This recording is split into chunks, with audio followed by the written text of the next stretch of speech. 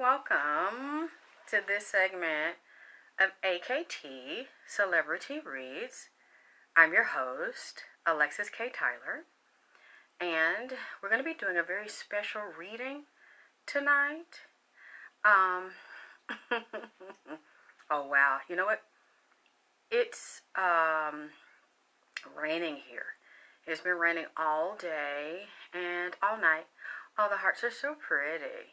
Thank you for the hearts. Thank you. Please click like and share this video. I was waiting for my, hi Shantae, waiting for my tea, but I said I'll go ahead and start because it's late. I've literally had a headache all day, but I said let me go ahead and do, now let me tell you, this is part one. I'm not finished with this. I gotta tell you, this is a crazy reading. Hi Christy. You're not gonna believe this, who I'm doing this reading on. And let me tell you what happened the other night. A lot of people have been telling me that different psychics, hi Natasha, have been doing readings on the great Eazy-E. You know, Eazy-E from LA. And people were like emailing me and texting me, hey Sharon, saying, oh, someone just did a reading on Eazy-E. Someone just did a reading on Eazy-E. And I'm like, okay, that's nice. And hi Elvin, yeah, I'm fine. And I was like, okay, that's nice. And then, you know, I would let it go. And they kept bugging me. Someone did a reading on Eazy-E. Different people doing readings on Eazy-E. And I'm like, okay, that's fine. Because I'm thinking, you know, I've got to finish my readings on Nipsey. Oh, thank you, Sharon. You finally, so you love the 24K gold. Thank you, everybody that ordered my Nipsey inspired 24K gold caviar cream for the face, caviar and mink oil, depending on which one you want, the caviar or the mink. Hi Felicia. And the 24K gold for the body butter. And hey Elvie. And the young lady that ordered it, Jacretia, she made me feel so good because the old Queen Gold drip. Oh, yeah, I got on gold tonight. It's that gold. I like that gold.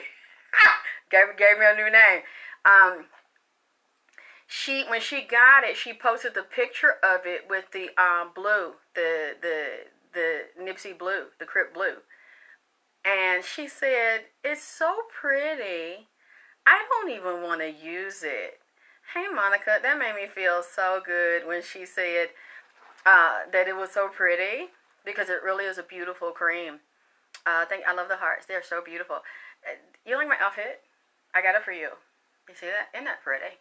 Hey Gwen, isn't that gorgeous? It's a bodysuit. You see that? It's so pretty. Isn't that gorgeous? Absolutely good.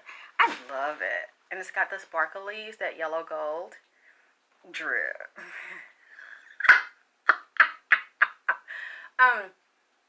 I wanted to say one thing, you know, and I know you all tell me not to pay attention to this, but I do. When people come on my YouTube and they like to start shit or just come in where period. Last week, I think I had done the one, and I was so exhausted because, you know, I deal with a lot of psychic attacks and psychic energy and stuff, good and bad, but I deal with that in a lot of heavy entities. And that's right, Monica, rich in color. Yeah, it's beautiful. Very, very royal, very regal. I love it. And somebody said, oh, you're such a liar. All you do, you're tired because you sit up all night and you research. And then after you get your research, you then come on here and pretend that the spirit showed it to you. And you know, right as she said that last Friday, I did it before. I did the reading. If you look at the date of it and you listen, because one of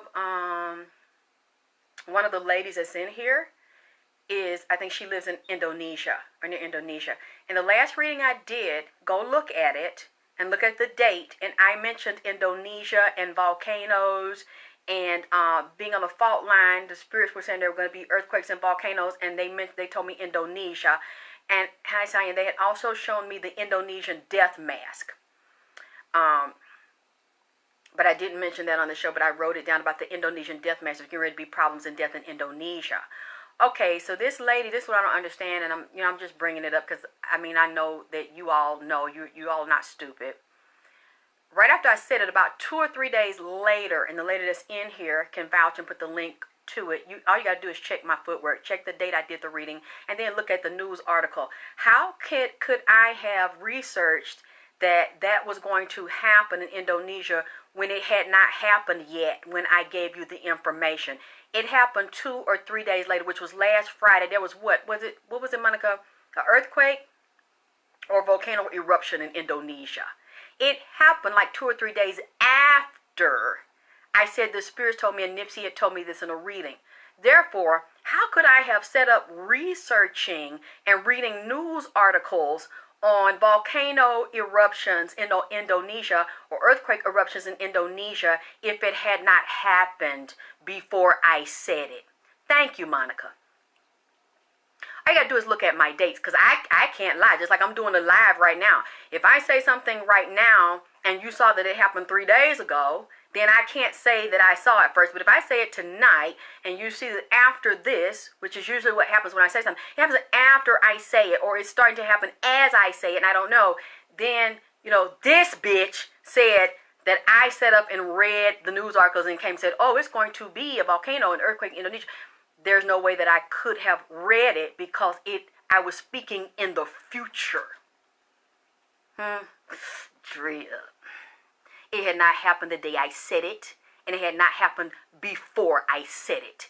It happened after I said it. Hold on, let me get my tea.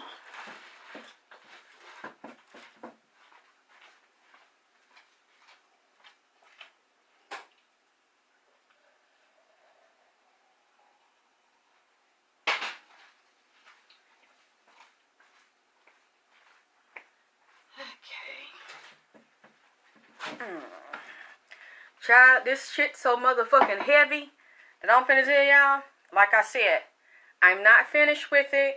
I'm gonna try not to stay long. You see, I'm in better mood. I'm in better spirits. I be fighting and shit, but you see, I'm like an Energizer bunny, goddammit. I take a lick and I motherfucking keep on ticking in this bitch. So thank you. So you see, I'm not talking about. I'm tired. Anyway, fuck these hoes. Like I was saying, a couple of days ago, and I meant what I said, I told this lady who happened to have the nerve to come into my group, AKT Celebrity Reason, AKT Underworld, and was talking about, oh, another psychic said this and another psychic said that. And I said, look, don't do that in my group. Now, if you like another psychic and you get readings from another psychic, or you like to watch another psychic's readings, I have no problem with that. You can watch whoever you want. You can like who you want. But don't come to my page bragging about it, because I'm not going to come to your page bragging about another psychic or bragging about myself. I don't do that. Don't fucking disrespect me. Okay?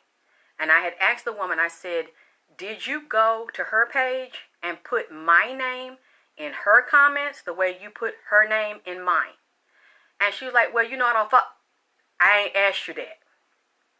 I ain't asked you all that. I just asked you one question. So I know you didn't, because you can't ask you. A grown woman, I asked you, a grown woman now. You came over here fucking with me and putting somebody else's name in my private group that I developed for my talents, my products, and my abilities. Now, I haven't done that to anyone else, and I don't ask people to do that.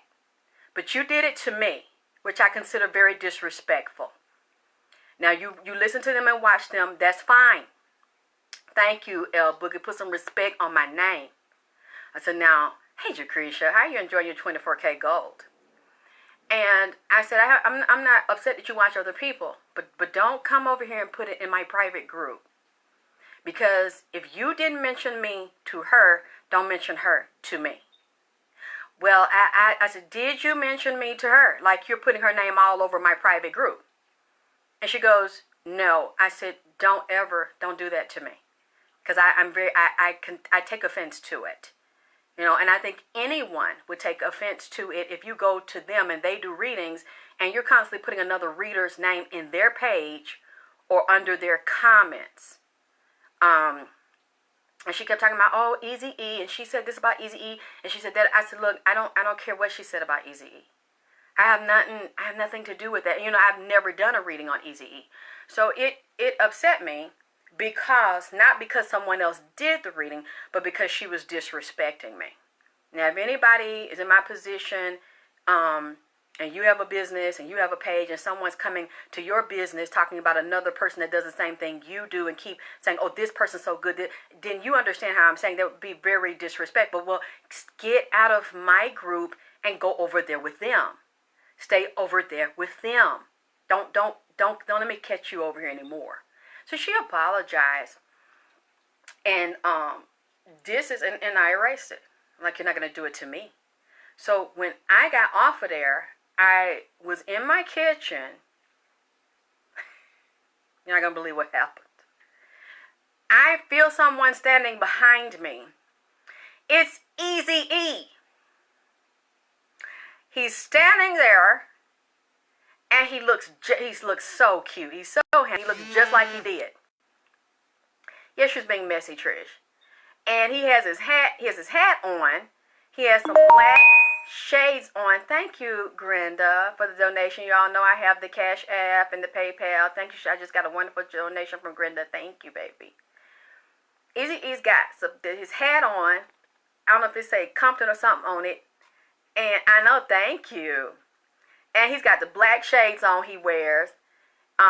He's got his hair, looks like he's got his moisturizer, like the Jerry curl in it. And he's got a white t-shirt on, like he got a black jacket or something. And he got some jeans on, like some black shoe, like a handkerchief. Like I see a blue handkerchief or something now. Thank you, Will. And I said, oh my fucking God. Eazy-E? I'm like, I've never seen you. You've never come to me before. And he said, let me ask you something. I said, what? And you know, Eazy-E is a real motherfucking gangster and a real pimp. Okay, in a bookie. I like that she said it like I did. Ho. That's what. Not whore. Ho. H-O. I don't know how y'all say it in L.A., but that's how we say it down here. Ho. And I said, and he was standing behind me. Like a real motherfucking pimp standing behind me talking to me. So I couldn't see him in front of me, but I could still see him behind me. So on that pimp shit, and I'm like, Eazy-E, you better get your motherfucking sexy smooth ass up out of here now, cause you know I like a nigga talking to me like that now. And I said, why you on that pimp shit standing behind me, looking me up? Yeah, that like that hoe. That right. He looking me up and down. He said, let me ask you something. I said, what? He said, is you crippin'? I said, hell yeah, you know I'm motherfucking crippin', goddammit. I'm crippin' in this motherfucking bitch all fucking day. You know I'm motherfucking crippin'. So he started laughing. He's talking about, you crippin' and you drippin'. And I said, yeah, I'm crippin' and I'm goddamn drippin' all motherfucking day. And then he told me, and laughed. And I said, what you talking? And I'm wondering, you know, I didn't know he was crippin'. I said, why is he asking me, am I crippin'?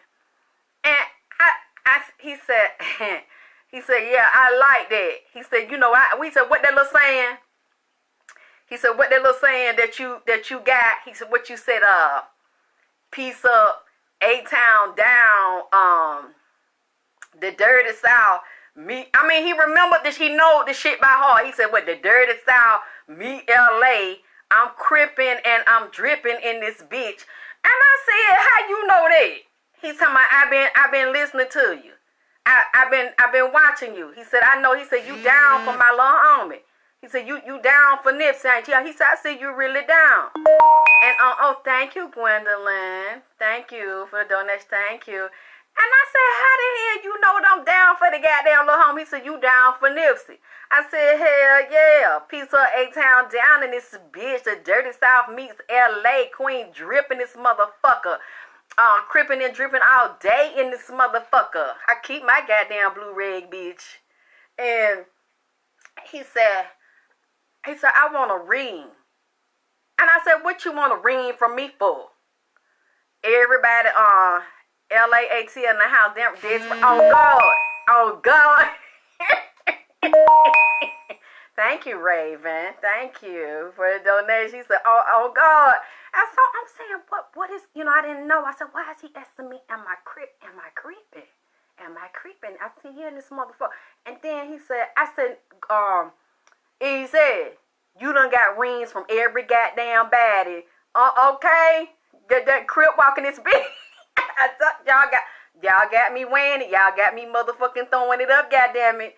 And I said, Easy E, you got everybody reading you. That's why I don't know why you coming over here. And this lady done came over here upset me talking about you. Hey, Avion, you got this person reading you, that person reading you, and telling me how you just making the goddamn round. Letting all the bitches read you, but you ain't motherfucking came over here. He said, don't get mad at her because she came in your room. He said, I told her to do that. I said, you told her to fuck with me. He said, yeah, because I've been trying to come to you and get you to read me.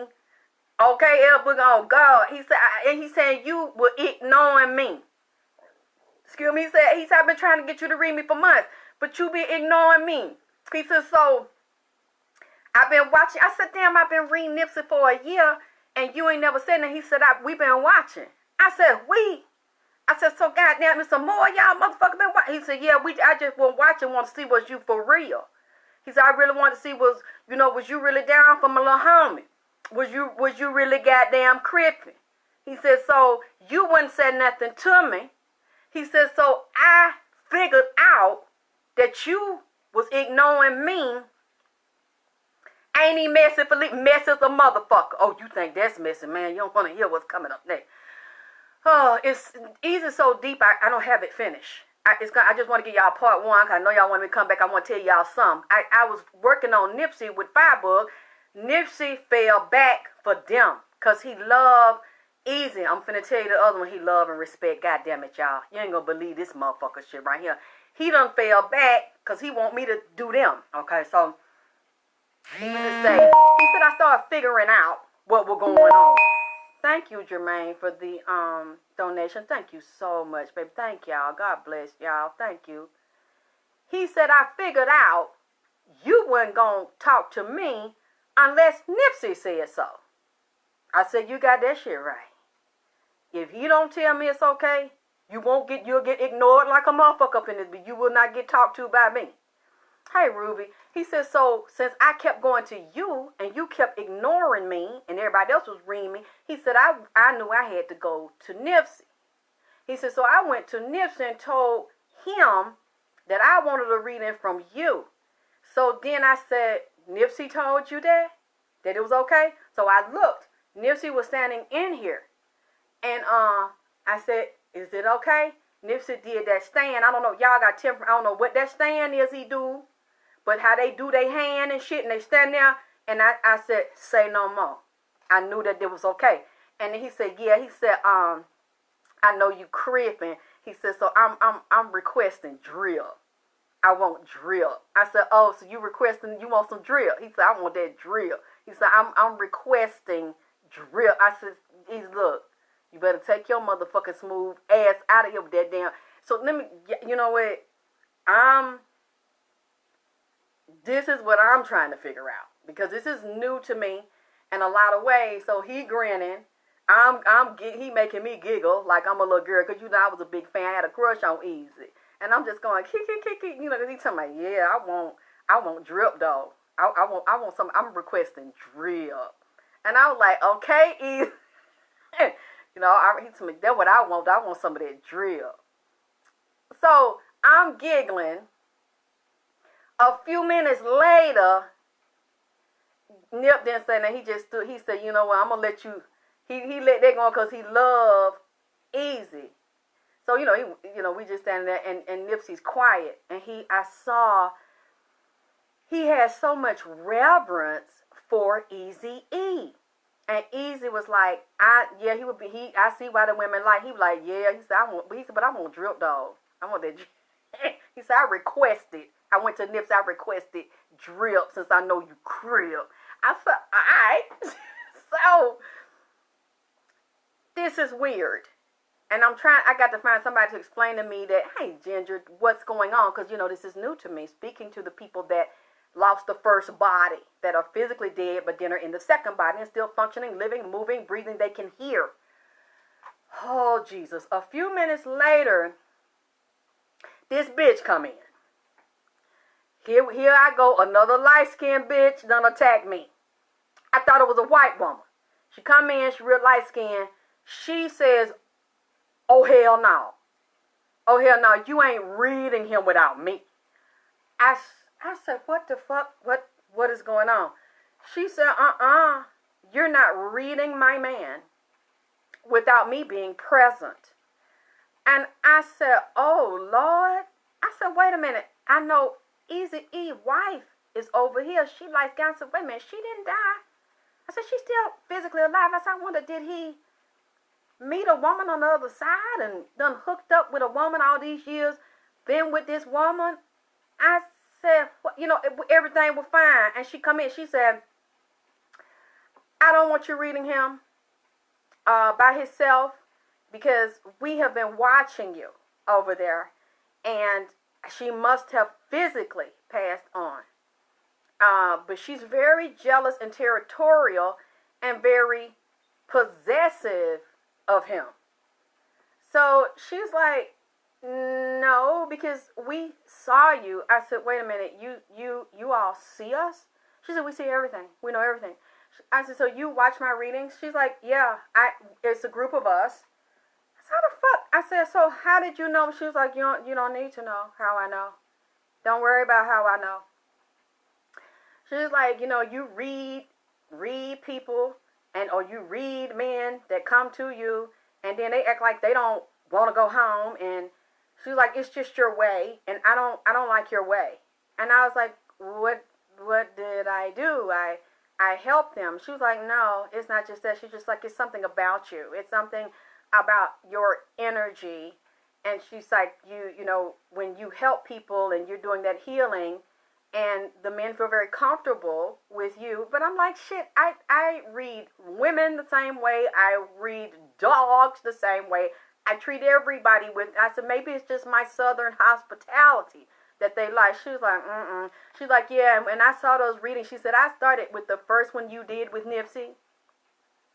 And she said it was a group of us watched the first one, and we watched the ones up from there. She said, and that little shit you did, she said, like when Nipsey comes in as a little boy, she said when he's little Ermias and he's different ages, and you were up, talking about you were on your bed, and you're going to tap your bed, talking about where you've been, little Ermias, pretty little boy, come get up here in the bed and lay down and talk to me. She's like, you tap that bed 3 times. She's talking about you doing healing. She said, you won't tap your hand on my damn nigga.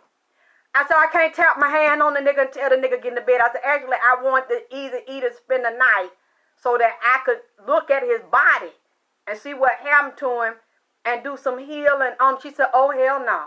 Oh, hell no. My nigga ain't spending the night down here. You not going to tap your damn hand and tell him to get up on the bed. No, I don't think so. I said, I can't tap my hand. You ain't tapping your goddamn hand on my nigga. She said, if he stay, spend the night, I'm goddamn spending the night. Whatever you got to say to my nigga about, you can say the goddamn shit in front of me. She said, nah. Because you know what I'm saying, you not finna, And she was standing behind me with him. So I look at Easy, and he's standing with his shades on, talking about, I look at Nipsey doing this. I knew then that it wasn't the men that was talking shit. It was them bitches. I said, God damn. I done dealt with a bitch and a nigga on the damn Passover week trying to kill my ass then. I done recover. I thought I was all right. I don't wipe my damn brow with that. I run into another one, goddamn. I'm like,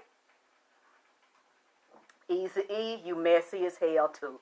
I see that now. Why you didn't tell me that you had a bitch that was going to follow you over here and harass me? It's to the point now that I say, y'all, I'm trying to get information. I seen him so clear. This was, a couple of nights ago. It's to the point now I don't even see the nigga in my house. I was looking for, I said, either, you know what? I want to talk to you. I want to look at your body and stuff. And I want to see when. Shell, you know what? I like the way you described that. She said, how you got smoke on the other side? But had I said I was dripping, I wanted all the goddamn smoke. These bitches is bringing the smoke. I don't know. I was asking this bitch. I said, how y'all had a meeting on me? She said, we watched all your videos. She said, it's just the way you say you think you slick. I said, how the fuck I think I'm slick? She said, because you come off, hi, welcome. Hello, it's AKT. And I, you know, you act like you so helpful. And like you want to help people cross over to it, but really underneath that, she's like, I feel that sensual energy. She's like, it's not overt sexual, it's sensual. It's something about you. You're very helpful in nurturing that mother energy and that sensual energy. She said, and then you'll end up being helping a man and getting them information and passing the message. Nigga might end up liking you, and then you slick steps. You're not finna take my. I'm like, I don't want to take easy, man. But I am a fan, and I do want. She said, not without me, you're not. Telling you that right now. And I said, but who told? I want to know her. She said, you don't need to know. I just want you to know that I know, so that you can know that I know that you know that I know. I'm like, look, ain't nobody got time. I said, okay. All right, then. I said, I respect that. But then when she said, but Trish, she bad. It's a bad bitch. Vagina power drip. And this motherfucker did her arm. Locked it round his arm and locked it in. She said, this is my nigga. She locked her arm around him. And I'm looking at Easy, and then he just talking about, with them shades on, he could have straightened it. And Easy didn't straighten it. Easy, you so fucking messy. And that's what I'm saying, L Boogie. It's another one. It's another girl. You can get other people to hook up with. You can come back down here, hook up people here, as well as have them over there. Beautiful girl. But very insecure. I said, God damn it, why is these fucking light-skinned bitches attacking my motherfucking ass? So I can tell he think this shit cute. I said, I don't even know if I should tell them. They not going to believe. That's because I don't believe that. She said, oh yeah, we spreaded the word. I said, y'all spreaded the word over here. Y'all trying to mess up my reading. She said, we just told them, don't send your nigga over her house. So why they can't send their nigga over my house? I was trying to help the man. So now, Easy been talking to me like I don't know how I'm talking to him on remote. Like, I can hear Easy, but the nigga ain't spent the night and hanging around my goddamn house. I want to have him sitting here like everybody sits here. Sam Cooke sat here. Michael Jackson sat here. Sandra Bland. Everybody sat here. And Sandra Bland spent the night in my bed with me. A couple of people, Sam didn't sleep in my bed, but he was here. He stayed here. He stayed on the floor in other parts of the house. Most of the people that come, I say, lay down in my bed. She said she don't like that lay down shit. And I couldn't say the motherfucker was lying. Because, y'all have heard, me in the past, I'll say someone lay down with me. And I tapped my hand. I said, come on, come on, Ermias, come on. She said, no, you won't tap your hand on my nigga, bitch. I died laughing. I said, oh, you know what? I respect that. I said, what? I ain't mean no goddamn harm. I said, but I can't tap it. She said, not on him you won't. Not on him you goddamn won't. I said, all right then. I respect that. You could stay. And even though I said she could stay, she didn't stay. He said, you don't want that going off. So he's speaking from, yeah, she got the nigga speaking to me from a goddamn distance, like the nigga speaking to me from a satellite location. God damn it. I hope if somebody else, if some other spiritual reader has had this issue, y'all, I'm telling y'all something that I'm learning that I didn't know. I don't know if you all know. I didn't know they had jealousies, insecurities, that they can see you. And she said, we have studied you. She says, a group of women. And I said, somebody over here must have send a message over there or trying to start some shit with me and telling my niggas don't know how to go home and all that shit. And I'm like, but it's up to them how long they want readings or what they need. So I'm looking at Nipsey, and then I'm looking at Eazy-E. They're quiet. So I know they didn't start this shit. As she goes on, I mean, she was very serious. She was very defiant about, she said, oh, hell no. Oh, hell no. That's how she was talking. So as he said, well, let me get to it. He said, because, and I said, Easy, why you want to talk to me? Because it doesn't make any sense. Since everybody else is reading you, why have me repeat what you already have probably said? It doesn't make any sense. I don't want to do a reading. He said, oh, no. And I haven't heard the other readings. So I don't know what was said in all of them. Because I really don't sit up and watch other people's readings. I don't want to be prejudiced by what other people say. You see what I'm saying? I like to hear what the spirits are saying to me. So I said, if this is going to be a repeat, Easy, don't come to me. Don't tell me it doesn't make any sense. Hey, Sharon. And so, how's Mom? And so he said, no, I don't think it's going to be exactly. He said, I know what I told everyone else. Yeah, they listen. I just didn't know it was that deep. Thank you. I'm glad you like my outfit. I love it. I'm pretty. He says, I know how your mind is. He said, I know. So he said, go.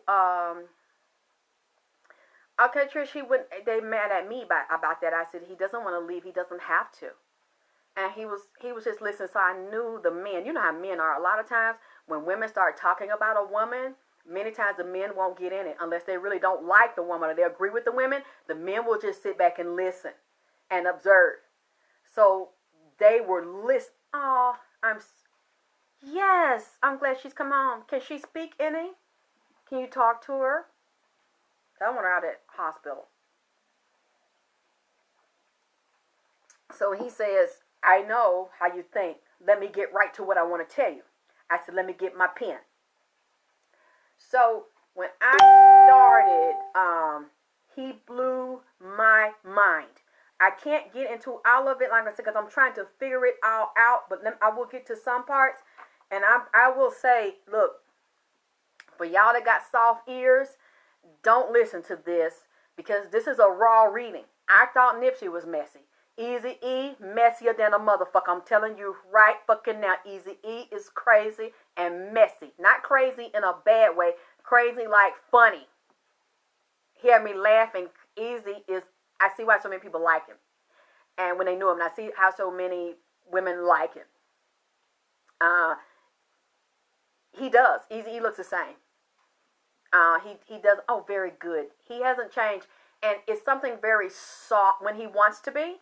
Eazy can be very soft and very sensual. I see why a lot of women liked him. All the stuff he was talking on the raps, Eazy was not always like that, especially with women that he liked. He was a gentleman, very sweet, very kind, very compassionate. He just didn't show that.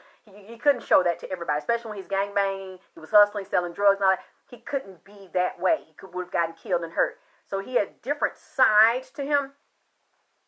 The first thing Eazy said to me, which really creeped me out, because it takes me back to the reading, some of the readings I did on R. Kelly and Reverend James Cleveland, the gospel artist James Cleveland. Eazy starts, oh yes, this is y'all's spiritual reading. As you know, this is for entertainment purposes only. I don't know these people. I don't know this for a fact. I get this from the other side. I get this from the spirit. And another thing I noticed, Eazy-E was born September 7th, 1963. Physically died March 26th, 1995. Nipsey physically died March 31st, 2019. They died in the same month. There's different year, only a few days different. Did you realize that? I didn't realize it until I looked at it, and now this kind of like the big homies, the OGs are taking in the little homie. They got Nipsey with them. They got him under their wing.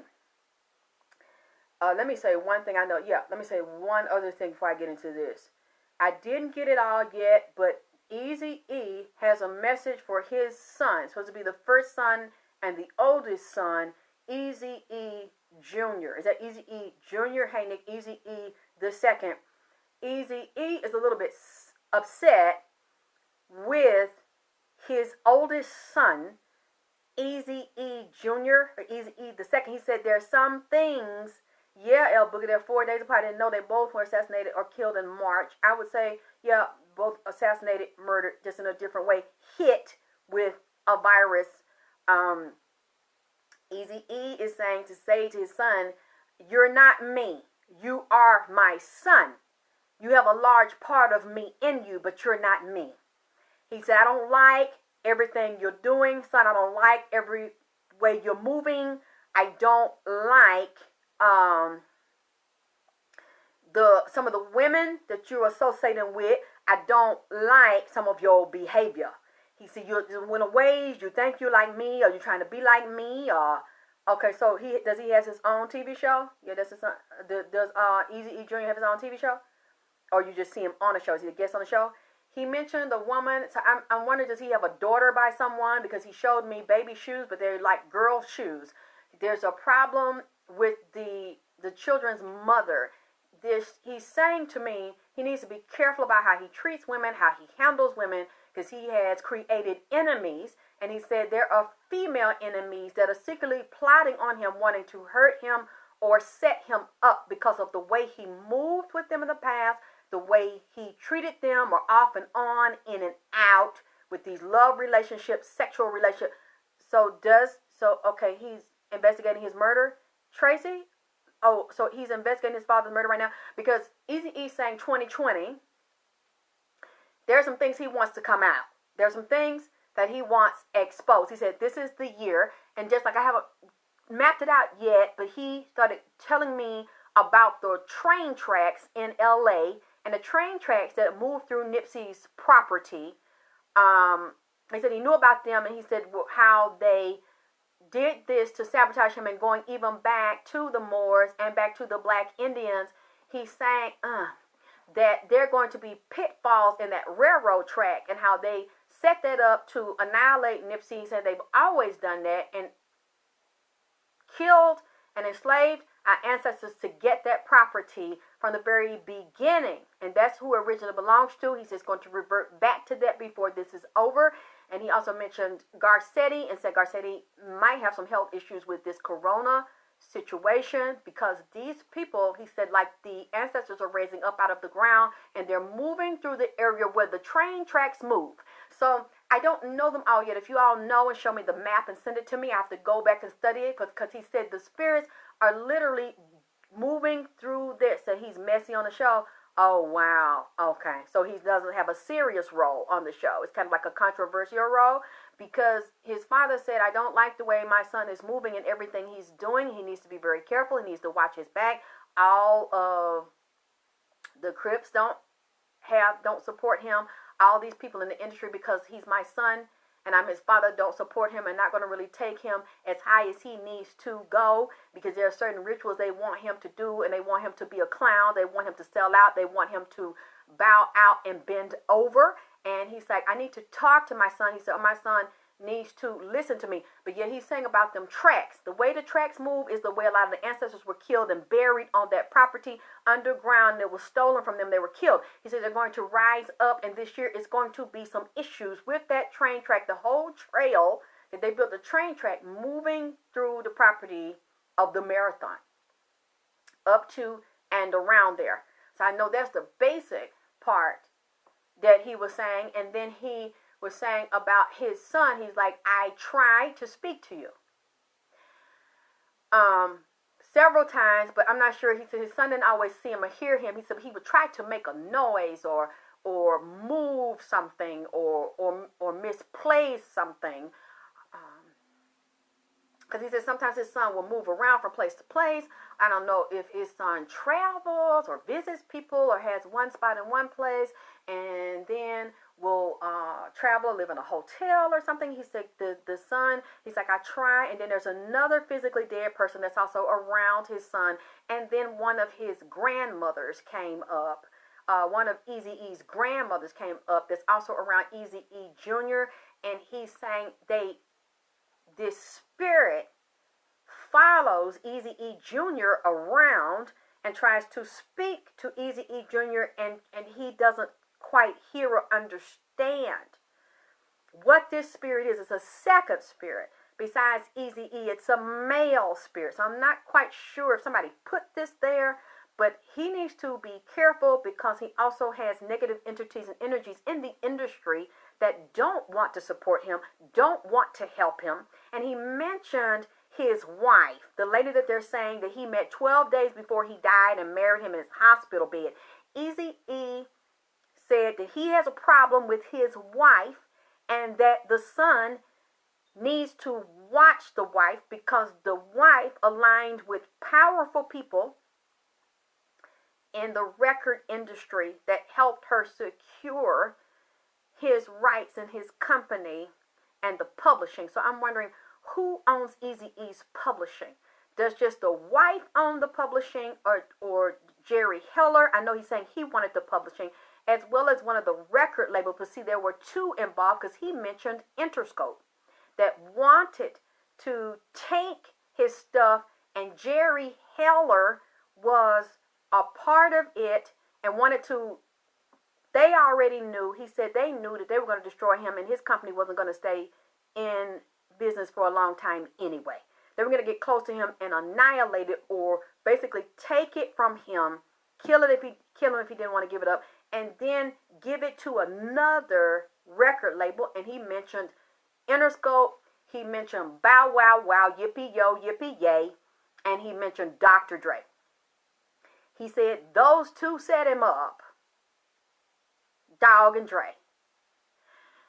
And he's saying the wife was in cahoots with it, because if you notice, when you look, she ran the company, no X came out of the company. All money in. Yeah, no X came out of there. It basically was, she said she's running a successful label. How can you run a successful label that has no artists? How does it thrive and make money without no artists? And the wife is running it. So he's displeased with the wife, and he said his son, Eazy-E Jr. needs, or the second, needs to watch the wife because she doesn't like him. And then here we go with this again. Eazy-E's son in Vegas. Vegas in the desert. Something about Eazy-E's son driving through the desert in Vegas. I don't know.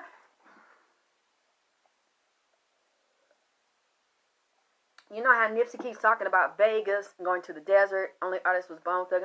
Yes, Patricia, there could have been more artists.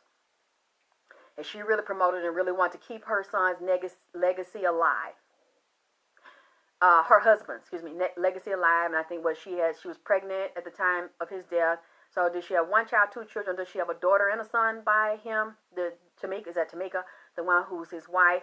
She could have built that company, Ruthless Records, but that's not what it was for. She does not have artists. You can correct me if I'm wrong. I don't see any artists that have come out of Ruthless Records that she owns. So I don't know how she makes her money. This was designed to be this way. Okay? And especially if she's an enemy to his first child, then she's really not a friend and loyal to Eazy-E. Okay? So I had to put that little bit I know out there to the son. He said sometimes the son is a little bit frivolous and a little bit careless. So I don't know if he feels like he has it made because that's his father and everybody, loves him and has his back, but they don't. There's some jealousy towards him. There's some competition towards him. And there are some people that do not want to help him revive his father or get to the level that his father was and even exceed that and beyond. And then him and his father has a different kind of energy. But at the same, I have to watch him. I've never seen him perform. I don't know what he does. I don't know if he raps, produces, whatever. I have to see. But at the same time, he has the energy of his father. So you have to watch the energy of your ancestors. the way they lived and the way they were physically killed. If they were killed or if they died naturally or peacefully. And we know, I have company. We know he was murdered. When I checked several times and I looked at his body from what I could, since you wouldn't let him stay here, I didn't see that his rectum or anus had been tampered with. He was not a homosexual. That is not how he contracted the HIV virus. He was not gay. I did not see any man ever penetrate him, and I did not ever see him penetrate a man or have a man perform oral sex, nothing like that on him, or him perform oral sex on nobody. Now, you know I will say it. I don't see that Eazy-E was ever gay. I don't see that he was bisexual. Don't see it. I have looked past few days since he's been here. No, he like women, pussy. He loves women. That was also his problem. Because some of them wanted to take him down. He had enemies and he had a lot of jealousy towards him.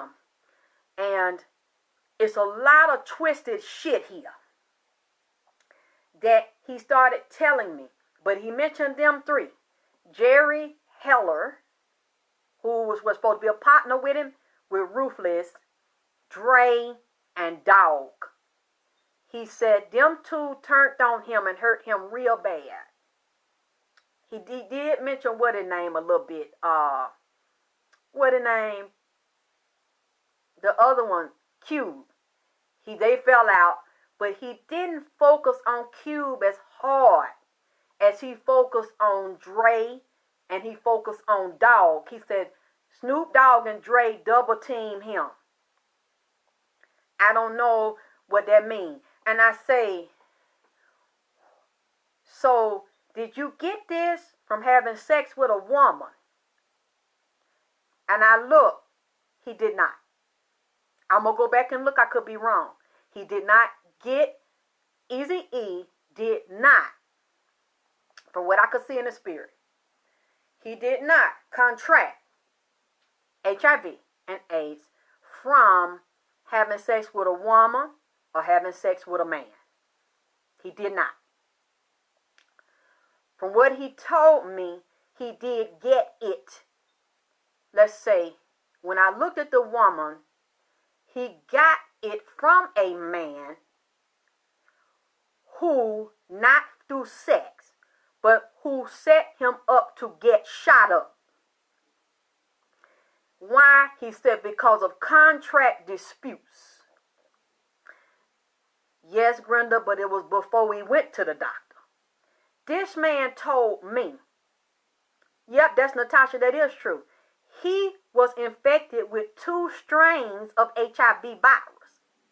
He was infected with an African strain that they were making in an African lab and shooting up in monkeys.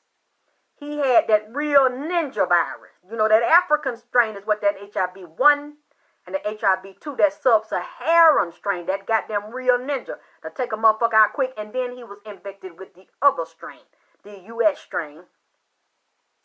He told me they were mad at him about contract. Yes, he had a physical before he died. Okay, that's when they put the icing on this shit. When he went to the doctor to get the physical, he said he already had 1 strain in him. So literally, when they was examining him, if they put another one in, they was also checking the one that was there. Because he told me they was experimenting with monkeys. The monkey came in here, goddammit. You know them monkeys like me. The goddamn monkey king. That what they call niggers, monkeys, and make fun. Actually, don't bother me. I'm honored. Because that monkey king is the monkey god. There's the first one that Bruce Lee brought in here with Nipsey. You can look it up. In Asia, there's a monkey god. He knows all, past, present, and future. This one told me one of the monkeys had visited the monkey city. What they have, that city over there, is in Liberia, Monkey Island. Some of them monkeys, and you know them people from New York, had them monkeys over there on Monkey Island in Liberia, was shooting them up. He say he would be the person to tell me about the co-virus. Why? Because I told you all that co-virus had some goddamn HIV in that motherfucker.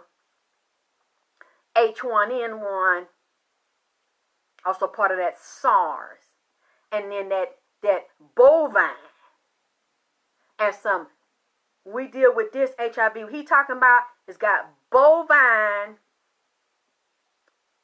bovine strain of disease, part of that HIV. And sheep, part of a sheep virus, sheep disease, along with, they say they had the Monkey Island because they were trying to deal with hepatitis, trying to cure it. And I said, well, maybe I'm getting the wrong thing because he died,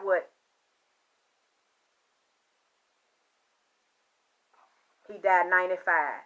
I say, did Monkey Island exist? I look back, it did. They put Monkey Island, 1974 or 1975. He said it got the bovine virus in that HIV strain they gave him, the sheep virus in that strain.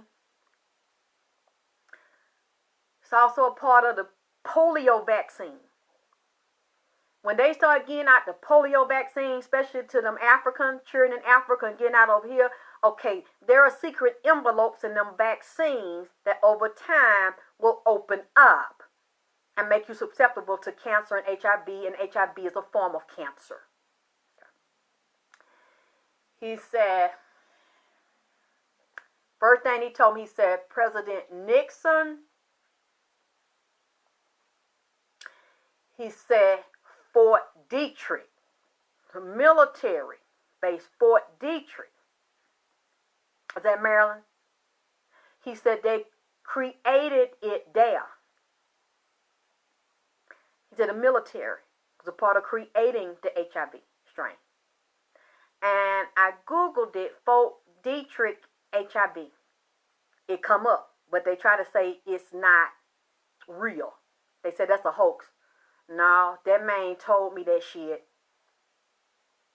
I said it's a Fort Detrick, the U.S. military.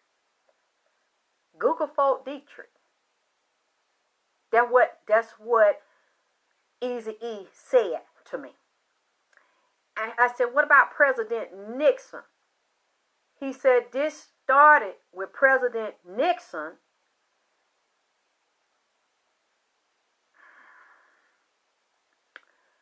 And this secret program, I'm trying to look at the paper, how he said it's tied in. I'm just trying to go off the top of my goddamn head.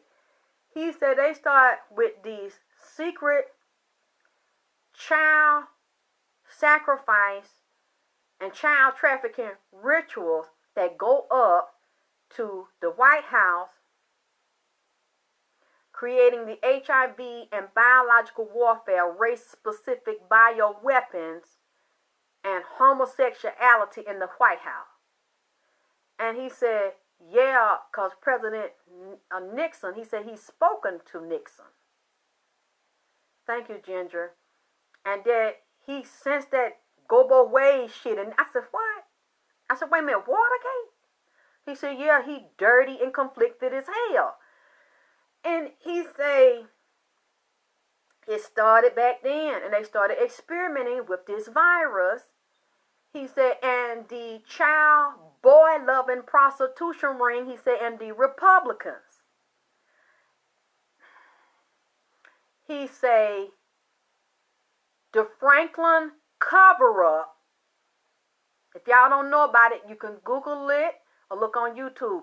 He said the president, starting President Nixon, the Republicans, the Franklin cover-up. The Franklin cover-up is also associated with Johnny Gosh. Well, yes, it go all the way up to now. Johnny Gosh is that little boy that was missing, and they say his dad might have had something to do with it.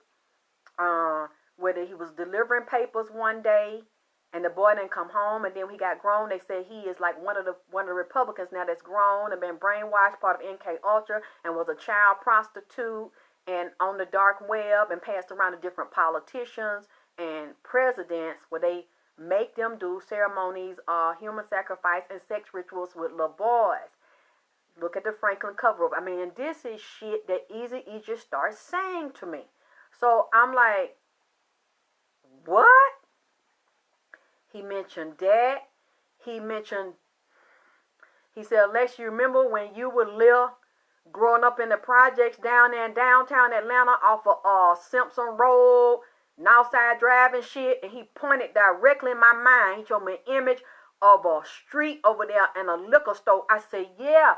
He said, the Republicans, the president, he said, start up at the president and deal with politicians and Republicans. He said, then it trickled down into the street. He said, because you'll be surprised, a lot of these Republicans and lawmakers are closet homosexuals, and they like little boys, and they are lobbyists to push laws for certain companies. He's saying they're tied to record labels and the music industry, and all of them have taken a secret oath to Rome. He said this is also tied to the executives in the record labels because, you know, that's federal dealing with the record label. He said then you go down, he said when the record label owners go look for artists, they go to the ones that they oppress through their laws, he said, and they put the drugs in the street and in the neighborhood, and they start enticing. Man, this shit's so heavy. They entice the young men and give them record deals. He's saying a lot of times they get them inside of the gangs.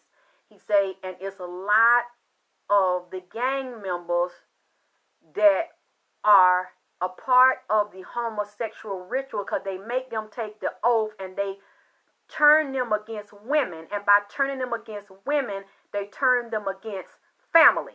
He said, if you are, and they do the satanic rituals and satanic oaths, which are also a part of what they do in the White House. And he say that is controlled by, he said, these people that has something to do with killing him took the Jesuit oath. The Jesuit oath is the Jesuit army that is under the Pope. He said, and they take an oath to kill anything and everything that is not in agreement with what they believe in. He say, and that, he mentioned John, that they take an oath, John the Baptist, Mother Mary, all the saints, like they really doing the right thing. They call all these biblical saints when they take the oath. They really under the answer to the Pope and the Queen. And this is a secret. He said the order that they are under, the record execs, is a homosexual order. It is a dark order that also controls the dark web. And they are into child prostitution, mostly boys, homosexual boys. And they like black boys because it is in their agenda to destroy them.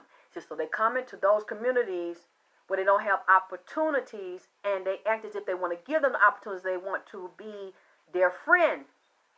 And they think they're helping them, but they already have taken the oath. So they target certain ones where they offer them a certain opportunity, but they already know when they give them the opportunity, it's only going to be for a certain amount of years, a certain amount of days. They base it on, they know your bloodline, they know your birthday better than you know.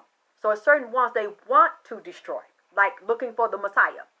They don't want them to rise up and bring unity and family and a bond between women and men like they have. They're not going to let you do it to them, but they're going to do it to you because they know that in order to be in power and to rule, this is what they must do. So they actually want to eliminate the ones of color. And this is the way they eliminate them, by giving them the deals. But they know that the deal is going to be temporary. So I'm listening to Eazy-E say this shit, and I'm like, oh my fucking God. Yeah, you were right. I'm glad you requested drip. because that's the shit I want to hear. He said, yes, and when, he said, I said Atlanta, Aleyxss, he said, because from the White House and the politicians, he said, even in the music industry, back then, he said 50s, 60s, 70s, he said they isolated black people and people of color into projects so that they can have them in a specific area to target them and isolate them for the murder and the satanic rituals. He said, so some of these people, he went to Wayne Williams and the Atlanta child murderers. He said Wayne Williams is a closet homosexual. He said, but Wayne Williams was hanging with them. He liked it, little boy. Excuse me, that's what he said. He said, but he didn't do that. He said them white men killed them black boys down here with the Atlanta child murderer. He said, I told you that area. He said, he mentioned two things about that. He said, white people didn't want black people around them. He said, because they knew that in order for them to be empowered, not all white people, but the racist ones that hate people of color, they would have to, based on the agreement they made with Satan, because Satan is over this reading, straight satanic. And one of the spirits, because once Satan came in here, along with the Grim Reaper. This reading also reminds me of the Joe Jackson one, because the same beings, the white ones, Snow White, and the jet black ones. The black and white checkerboard floor came up. This is straight satanic, high up satanic. And he said Interscope is very satanic.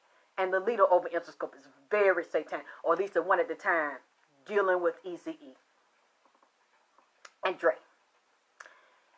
He say they would come down to Atlanta and pick them boys, and also traffic boys, black boys.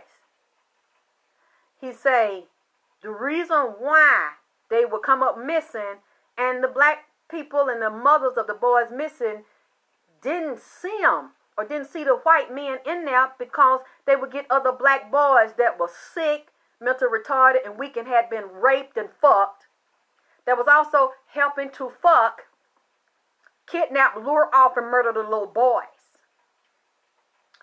One of them was a Zodiac killer named Edward. To look right, I have written his name. I mean, this shit's so heavy that Eazy was saying. Well, Edward Wayne Edward, not Wayne Williams. And he said they would travel down here. He's saying in every city, he said in Atlanta included, every state and certain neighborhoods, they have a witch with a group of witches that rule and govern that area and do the satanic rituals and control it, along with a politician or politicians they control to do what they tell them to do.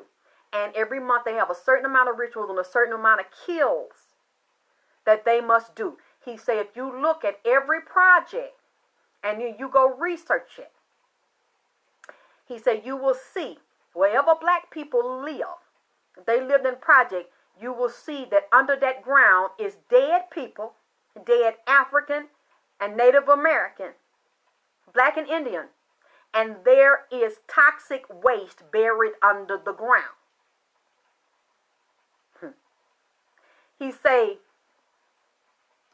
that's why a lot of white people, they're not going to live with black people. He said, because there's a spell that they do to make sure that the vibration and the energy is low in certain areas. There's liquor store, he said the Church of Chicken, White Castle. There's all kind of low vibration foods, dead foods, fast food, liquor store, and they come drop the drugs off, and they get dirty niggas that'll sell their own folks out to sell it and keep it there. Fuck boys, fuck little girls, rob each other, steal shit to keep the chaos going. Because he said then there's a spell and there's a certain demon that you put in a region and you put it over a certain group.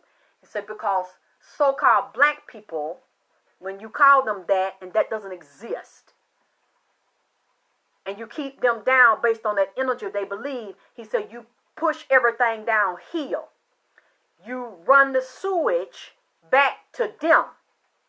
So that, I know it was on the news a long time ago here in Georgia, like the sewage treatment plants was on the black sides of town. And there was this white lady on the news. She said, well, I just want to let y'all know, if you live in that area and you drinking water, you drink your own waste. And it was in a black area where they were making sure the water and the sewage treatment would go back to the black areas, and it would not go to the white area. There was no sewage treatment in the white areas in parts of Georgia. So they don't drink waste. And where the water is cleaner. You see in certain areas where I will hear black people say, and it's true, you shop at the black grocery store, a lot of stuff be old, outdated, a lot of quality shit don't be in there. You go to the white side of town, the same grocery store got fresher, better produce. So they'll go shop at the white side because they know the food is fresher and better. The store is cleaner. It isn't treated a certain way. They notice that, and he say they must do that. He said, and then as you, ooh, the lightning just shot through my window. He said, then, and you increase the price for everything. Oh, really, that's the jungles? But you diminish the quality of everything. Everybody know that. Based on your zip code, they'll raise insurance if it's a black area. And he say that you notice in a black area, there are more car accidents.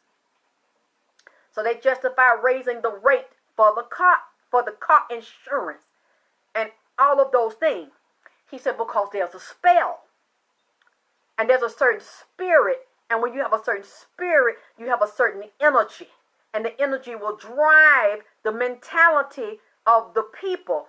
And as you drive it and you connect the consciousness of it, then it continues to go higher and stronger, and it binds based on the energy of that particular group. And then if you shoot them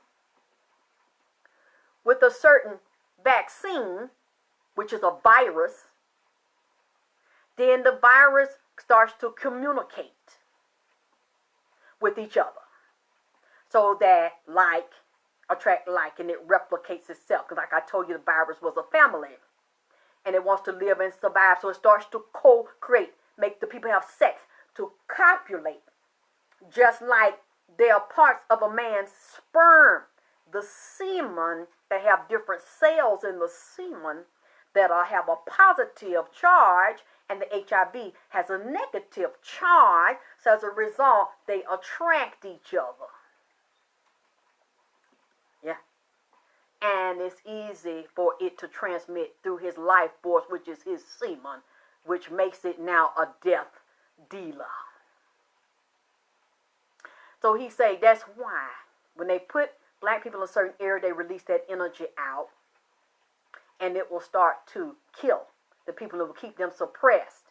That's why they call it white flight. He said because as soon as black people want to be where whites and have the better housing, the better opportunities, and the less crime, they'll move into an area the white people get petrified. And they start to leave. Why? Because they do not want, hold on.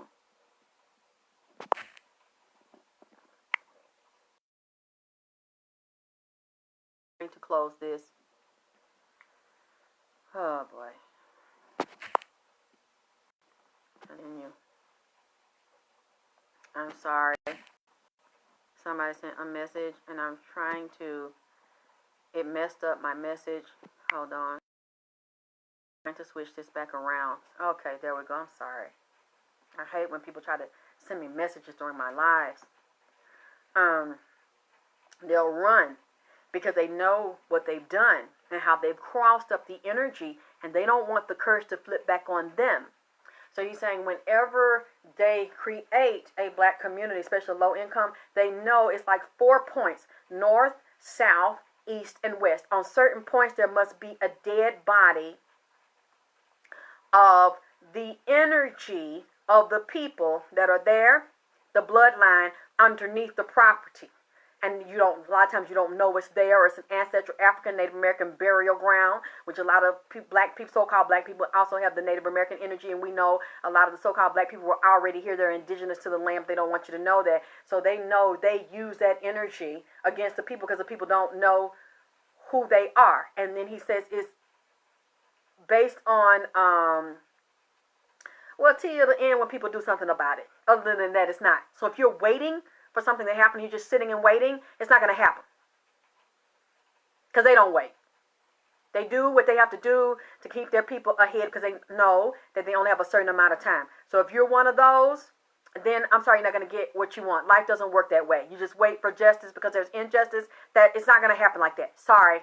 Because they use the energies and the entities available to them. They take yours and use them against you. And ignorance of the law is no excuse. So if they choose to use the entities and you don't use them and you don't know, then you're still going to get your ass kicked. That's just the way that it is. Things will balance out over time, but there are a lot of losses because you choose not to know. And then when you know, a lot of people are too afraid to do something about it because you feel helpless because you're just one person. Okay, what else he was saying about that? Because the way he was describing it, I was like, oh my God, I couldn't believe then the petty stuff. Yep, raise your energy, not the fear. That's another thing he was saying. He's saying he mentioned the Willie Lynch letter.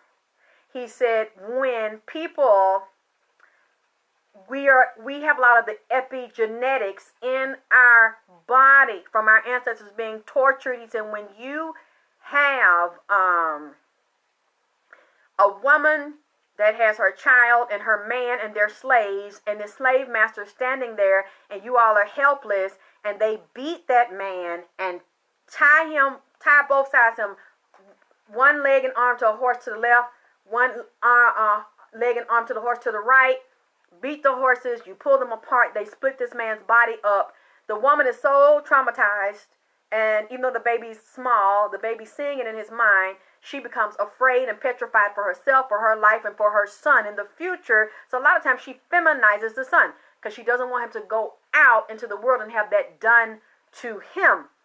He's saying they understand and they understand epigenetics, basically the consciousness of the DNA, and they know that it follows you even if you don't know. So that fear and that trauma is still inside of the body in the cell, and they will bury the body of someone or have violent killings in that, in that area where they create the ghetto or the projects to activate it and to keep it going, and then to create crime and to bring police in to terrorize, to beat, to rape, to rob, to imprison, which is another slave ship inside the prison, to keep that going. And he said, I knew. That's the first thing he said to me. He said, I knew that I was going to be the first sacrifice for my people to bring HIV in.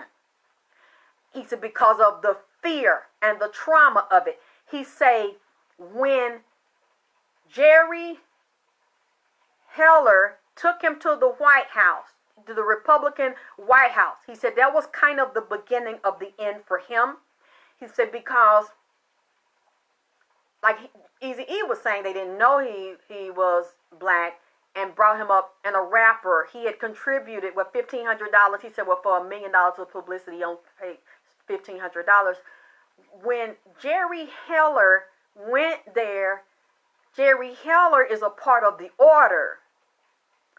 And Jerry Heller, he said, was also a part of the secret group of boy lovers.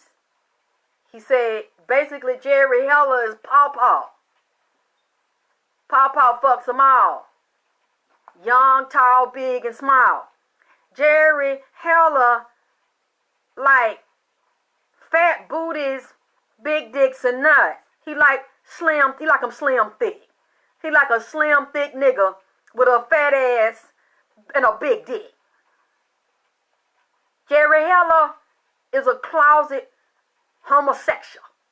He said there was a homosexual party going on when he took him to the Republican party, that's what Easy E told me, said that Jerry Heller like him slim thick with fat booties and big dicks. And I said, Easy, you came to me with this bullshit. You want me to repeat this goddamn shit? Easy, you messier than a motherfucker. I said, I didn't hear all the other readers. I don't know if y'all heard any other readers on him. Did he say some shit like this to the other readers? Because I don't know. And he said, yeah, Jerry Heller was up there and had made a deal to get me up there in the arrangement. He said it's a whole ring of boy lovers up there. And, oh, I'm going to get to that L Boogie.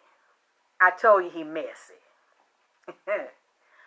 And he said, that's what was going on. He said, that's a part of the Republican Party, what I told you, he said, and the Franklin cover-up with them Republicans and them politicians. He said, and a part of them is California politicians, California record executive, and police that hid that underground boy trafficking.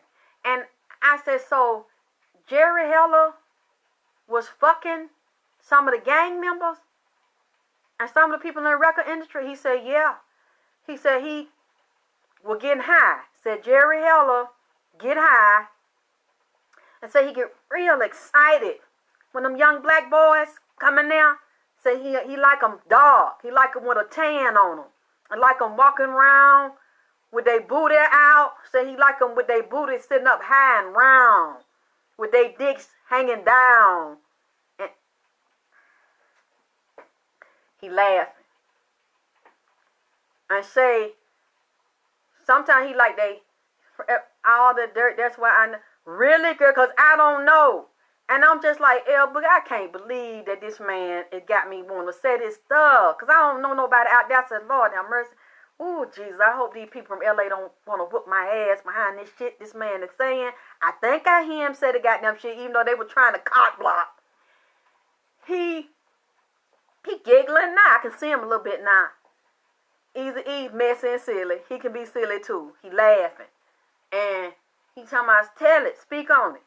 And he said sometimes Jerry Heller, he kind of like to dress up a little bit, look like a clown really by the head. He's an ugly bitch if you going to put that lipstick on. He look like an ugly old bitch. And say he like some of them black boys to wear thongs. Say they be like in a party where the boys serve, like young boys, serve them like they drinks and stuff and be snorting that powder. And look like he said Jerry Heller sometimes had smoked that crack. Ooh. Some of them boys get yeah. See them big black dicks.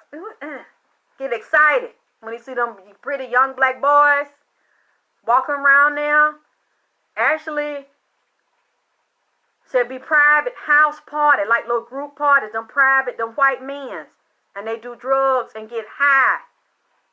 And fuck them boys. He said, and then Jerry Heller let the older boys fuck him in his intestine. Even though he was married, this was part of the oath that he took on, yes, he said pharmakia, because he said that it's this solution, he said these chemists was making, where he said the crack had the HIV virus. He says a liquid, like a liquid drug, they would put it on the crack and put it in it. So like when you light it to smoke it, it go whoosh like a vapor. So you're actually inhaling the HIV in the crack. He said it was in the crack. He said it was in the drug house, in shots. I mean, this shit is so bizarre, this man said, that I'm just listening to this. He said, Lord have mercy, Dr. Dre was around there fucking she, and was sometime late at night in the car fucking niggas in the head.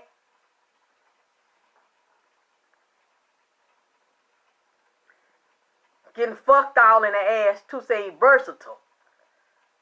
And say, boy, he can suck a mean dick. Say, Suck it long time. Long dick. Stiff Peter. Stiff Peter thing. You know what? Easy dirty as hell. Said, Dre take it long down time. Down here.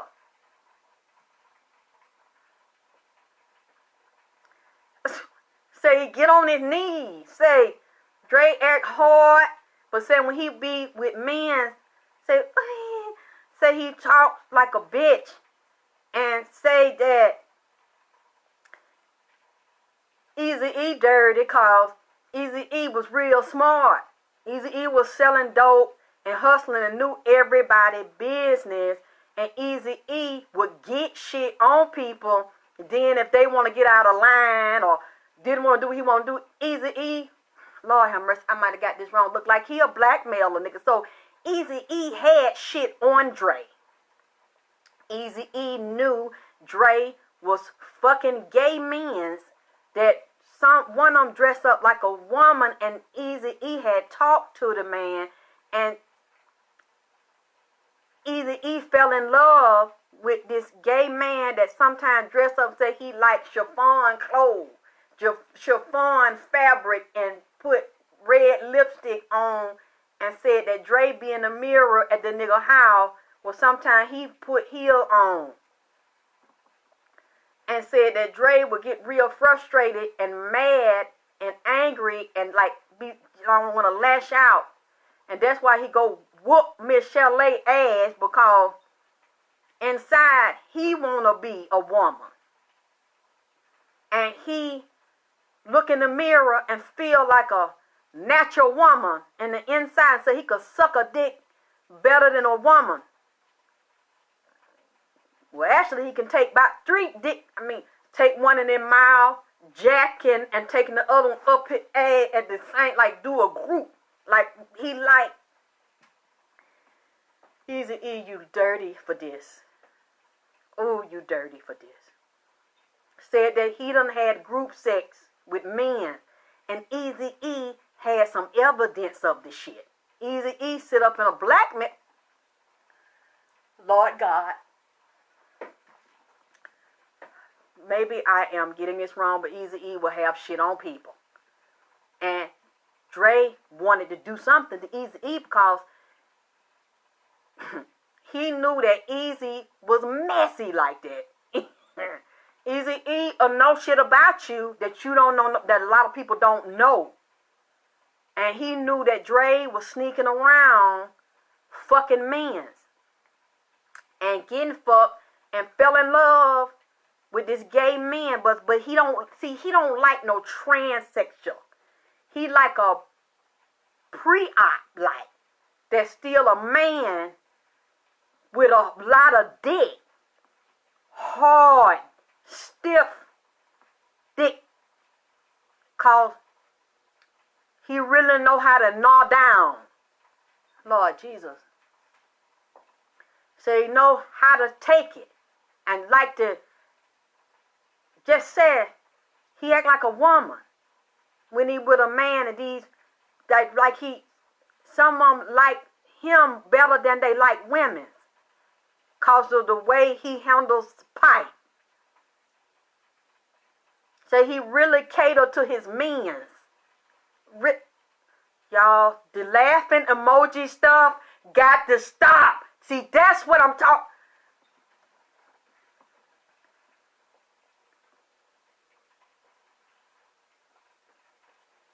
Y'all dirty and messy. I really didn't want to come on here with this.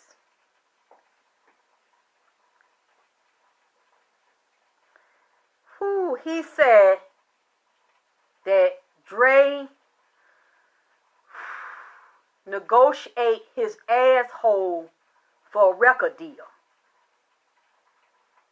And yes, professional dick sucker. Say he enjoys sucking dicks, and then like say he wanted to get out of his contract, and he I don't think Eazy wanted to let him out at first, and then say Easy said he knew they'd be in the studio. And then Dre, like, said that Dre, a lot of time was worse than the female groupies. Said Dre was around there sucking a lot of dick. And fucking niggas in the studio and getting high. Opening his ass for niggas. Like dope. He say his ass like a open door. Like you opening the wind come in and out of it. Like it's just open like. Like Wyatt said he was trying to fuck for camaraderie, fuck for deals, like fuck to get niggas on his side. And I said, wait a minute, so Dre, a lot of them niggas he was manipulating and controlling, because on the low they was with women, but they was fucking him. He said, yeah, it was a private little secret group of gang members that was undercover gay, was fucking each other, and Dre was looking for opportunities and deals. And to get people on his side and to go against Easy, to get what he wanted, he said he was in there sucking dick. All in the studio, and said it was stinking in there, one smelled like ass and butt all in the studio before he toot his ass up and let niggas just run up in here. It was stinking like Easy E. You're telling me that sometimes the studio smell like butt. That's what Easy E said. Said ass was open like the wind blow, and say Dre had a big ass hole that it will. Look, forgive me, Lord, forgive me, Easy E, if I'm saying it wrong. If I'm saying it wrong. I don't know. But he said ass was stinking cause it was it was hot in there. So he said Dre had to get high first to really, cause he couldn't really accept himself. To come to terms, so he get high, and then it be hot in the studio. They be rapping, niggas moving around. Then say he swishing his asshole around. And said it was stinking.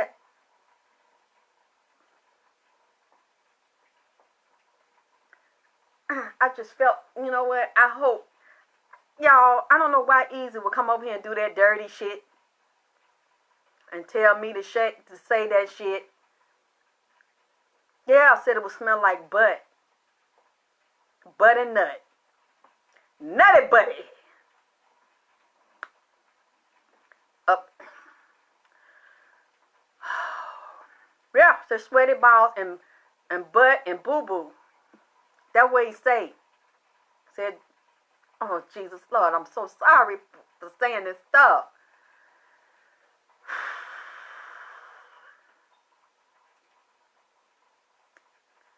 Oh, boy. If I'm, yeah, ding, ding, dong, ding, da, ding, ding, ding, dong. That's, you know what, let me drink me some Bacardi.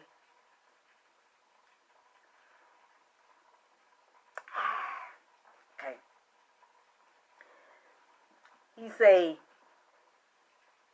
Dre went behind his back and made a deal. He said, I need you to get him up off of me. That's what he said. He wanted them because he was scared.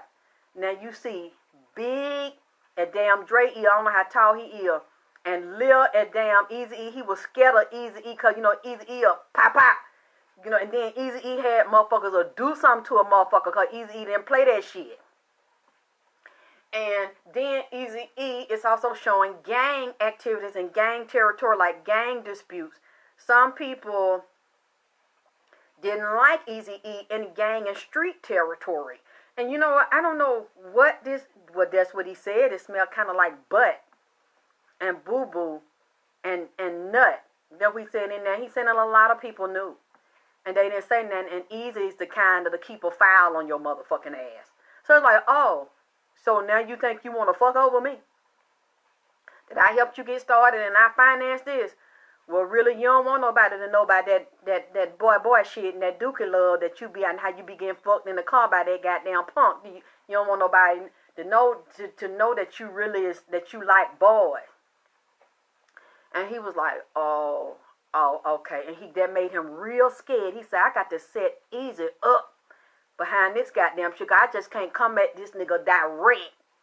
So I'm going to get this nigga indirect because he don't want to let me out. And then he just didn't want to jump Easy. He know not to pull that shit right there because, you know, Easy kind of off a little bit.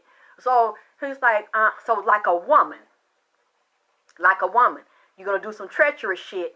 Set that man up. And all I know is, and then he keeps saying, Snoop was in it.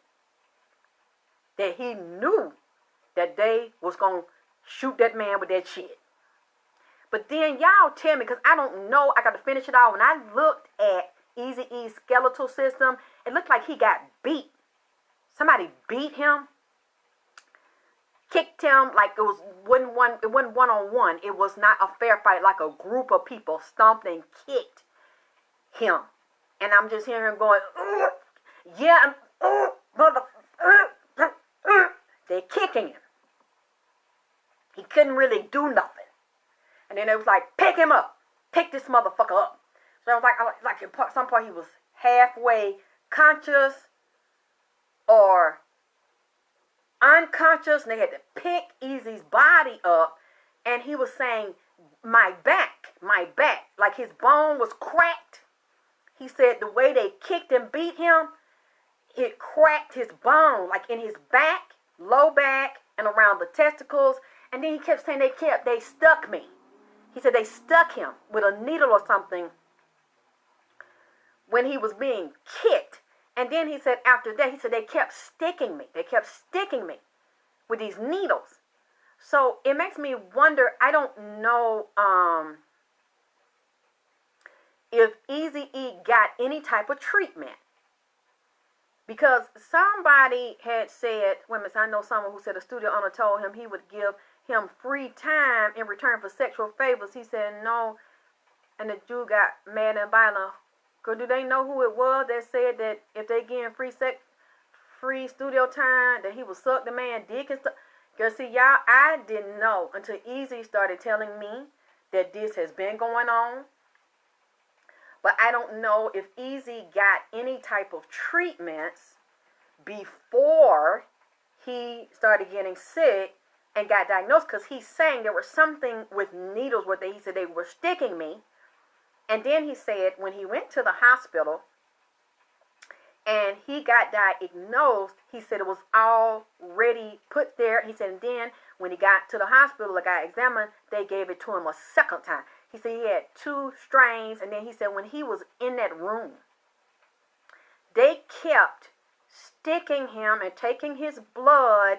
He said, no, he said something was in his throat, down his throat. He couldn't talk. He said a lot of times, he said they kept him sedated. He said he was going in and out and he couldn't talk because what they had in his throat. He said, but I could hear them talking about me. He said, I seen some white people. He said they had these lab coats on. He said they was taking his blood and they were taking his tissue and they were putting it in his refrigerator. Like putting it on the slide. He said they were taking his blood, they were taking his body fluid and some of his tissue. He said then they go and put it in this refrigerator to test it. And then to keep it, to study the strain, to see how they can make more strains from a race-specific bioweapon. And when I said, show me. So when I went, he took me to the refrigerator in the hospital. They had an underground lab. That's where I met the monkey. It was different type of monkeys. It was the little bitty one, that real smart that could move fast, and there was the big one, like a chimpanzee. Not a gorilla, but bigger ones, and then the little bitty one. Like the one I told y'all, seen that little one that could goddamn talk, that was at Molly Mall house, that Nipsey had brought in here. They have different ones. They was in cages and they could move around. The little one started talking to me. He started showing me the big ones. Like some of the ones I told you in the zoo, where they got brain viruses and bacterias and flesh-eating bacterias, and where their brain is messed up. And he said they done shot someone with so many viruses that the monkeys are very violent. They're very aggressive. They're very bipolar. They attack each other. They'll attack another human. They'll be quiet one minute, and then talking to the next minute, and then very violent the next minute, and then very calm. They deliberately do these things to them and inject them with diseases. He said those are the ones that had the AIDS virus and the HIV. He told me, he said some of them men, because it showed me that Eazy-E was in a drug house. So I'm wondering, was he selling drugs during this period because it was a house he was in? And I'm wondering what type of, did Eazy-E get drunk and smoke weed? Did he get very drunk and drink alcohol? Did he smoke weed? Because I'm seeing sometimes Eazy-E had passed out. He was asleep. Like in this house, I'm saying they did drugs, they had sex, they had like sex orgies, they sold drugs, and Eazy-E was there. And it was some of those people that he didn't know that were involved in the secret homosexual rituals that he knows now, and that were involved with Jerry Heller, and that were involved with Dre as a part of, that were spying on Eazy and helping to set him up, and some of them in there were infected and worked with people to get access to the infected blood. I said, are you serious? He said, this is what they do. And I drew the picture. He showed me this very slender, kind of dark-skinned black boy, young man that was also a gang member, but that was a part of the secret order of homosexual, in the homosexual group. He said, but they were under the white men, and Jerry Heller was one of them, and these people were with the record label. This is what they have to do to get their deals or to get in and be like flunkies, basically. Because a lot of them have not and will not become stars. I'm helping to do that to Eazy. But they get in the little circle and get little benefits, little favors. But they have to do the homosexual ritual. Okay. They were in this room, and he showed me a magic sigil, a magic seal. There was one man. They would do it to one at a time, like throw that ass in a circle. There was a circle of men going all the way around, and one man in the middle with the magic sigil in there. Then they started skiing. They started ejaculating. They started jacking off, masturbating, focusing on, because they wanted to call a certain demon to do a certain spell. And this is one of the spells they sent out on Eazy-E, like a death spell, which is one of the spirits that was over it that came to me. Casper, the Friendly Ghost. I don't know if you remember that cartoon. You can Google it, or you probably see it on YouTube. Casper, the Friendly Ghost. He acts like it's a ghost that's supposed to be a nice ghost that's white. In the, yes, but also a part of death magic. Casper, that's the opposite. Casper is actually a death spirit. Because, you know, that's what a ghost is. They would jack off and then ejaculate, and like a spider web, skeet come from all directions on the nigga. So you just goddamn streams of cum raining down on the nigga. Just, 360 degrees of goddamn cum. Just skeeting. The nigga naked would come skeeting.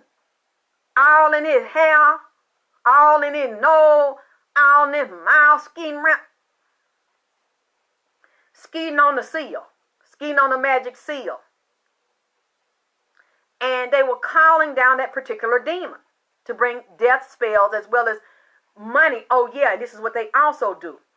When he said Dre would go home, like after they do the sex rituals, and then he would go home and take his rage and anger out on her, like he beat her and then have sex with her because he done already got the demonic homosexual spirit on him that's backwards by taking it in his rectum, going up in her vagina, then pulling wealth and her birthright to feminine energy and success out of her pussy and out of her womb. If you listen to Michelle talk, if she's still around and talk now, Michelle ain't got good sense. Michelle is very beautiful and very sweet and very soft. She can sing, got a powerful voice, but then she talk like she got helium in her throat. That's why Michelle, something wrong with her. because they done pumped all that bad demonic calm up in her. Life and death is in semen. And took her birthright from her and probably took a lot of money from her. Ain't it wild, Felicia? You think I want to come here with this here? He said, after they do that to a nigga, then they get in a circle, fuck him all in his head, fuck him all in his mouth, fuck him all in his asshole. I mean, just run dicks 90 miles an hour all in his ass. They like somebody. Like this nigga was skinny. Took all kind of dicks yay long. I don't know. I guess he put preparation H up in that motherfucker. Or I don't know. Put some kind of goddamn numbing cream up in that bitch. Cause his asshole took it. I'm talking about they fucked him down. You hear me? They put so much dick up in him. This nigga was long-winded. I'm talking about long-winded. Long-winded dick up in this motherfucker that I couldn't. I don't know how this nigga could catch his goddamn breath, man. I know I couldn't do it. Goddamn, I don't know how these niggas take all that goddamn pipe high switch up. I mean, they been in, I'm talking about they put something on it. This motherfucker was wore out and goddamn dehydrated, mouth dry, throat dry. Needed some goddamn house, damn throat lossing. Goddamn cough surge. Stretch this nigga throat out. Stretch his ass out. Niggas' hips just gave out from taking so much dick. After that, and then just fucked him down. The demon came, and this man, asshole leaking. Blood, semen, fluid out. This is what the demon wants. To get the person so wore out and old that now it come in and inhabit the person. This same man, for some reason I seen, dealt with someone, worked at a nurse. A nurse or somebody deal with medical was a part of that game. That also deal with them gay men, what they call a faghead. That like to sleep with gay men's and women's. Some women are turned on by bisexual men. Like them, watch them have sex with men and they'll still be with them. She's a nurse out there. He kept showing me a nurse was involved with this, and also the morgue, where they could get access to blood, like dead people blood and tainted blood. Or then, you could just be around junkies and get it. They were around them. They knew they was giving it to them. And he was saying this type of thing was going on. And I'm just like, easy, you want me to repeat this here? He said, yes. I believe that I heard this in the spirit. This is what Easy said. These type of secret sex and secret societies were going on then. He said they were going on now. He say, and when they did that, he said, and I said, well, what was this about, Easy? What was some of them doing this to you was about? He said about contracts. He said contract agreements, disputes, and my publishing.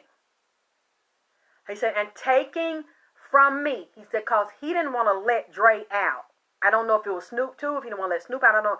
I don't know all the details about this. I'm trying to hear him first. And he said they weren't just going to punk me and take him from me after I put my money, my blood, my sweat, my tears, my effort in this and just take from me. I wasn't going to have that. But Dre was like, yeah, this is what I want. And if I can't beat you, I'm going to find somebody stronger to do it for me. Really, I want you to get eliminated, but I'm going to act like I don't. I'm going to act like I don't know. That's what he said he did. He act like he didn't know. And if you look, I think he did end up doing Suge the same way. Want to get out of the contract with Suge, and I don't know if he got somebody more powerful than Suge to get out of that. I don't know if that's when he went to Interscope or when he left Suge. But he's saying he knew what they were going to do to him. And then I heard Dre's brother. The brother is not resting, and I'm kind of wondering, was the brother a sacrifice?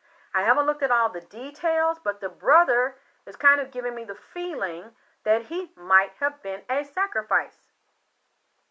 I will have to look at it in the date and depending on where Dre was at the time and then where he went after his brother was killed. Okay. What else did he say? I might wrap it up there because I know that's not everything he said, but I think I've kind of given you enough to kind of see what type of reading this man has been saying to me. And yeah, let me tell you one more thing. Blew my mind. Somebody tell me what time it is because I can't see the clock. What time is it? Eastern time. When Eazy-E came in and he said, let's have a picnic. And I said, oh my God, Eazy. He said, I want you to cook something. I want you to barbecue. I said, Eazy, I have not cooked in years since my baby was little. I said, but I used to love barbecues. And so we went into a dimension oh my God, thank you, baby, 242. He said, I want you to cook some of that rosemary chicken. I said, how you know I know how to make rosemary chicken? He said, that's what you used to cook for your little boy. And he said, I want some. And I said, okay, well, you get me the stuff. And it just popped. He said, there you go. He said, but I want you to roast the whole chicken. So we were just kidding around. I said, okay, I'm going to roast the whole chicken and we're going to have some ribs and stuff. And I was in a dimension with them. And so I was washing. And I said, you want me to bake it? He said, no, it'd be too dry. I don't want you to. He said, I want to put it on the like the grill. I said, with smoker. So he had all this stuff there. We went outside in the yard. We had this fenced-in, beautiful yard. Thank you, Charlene.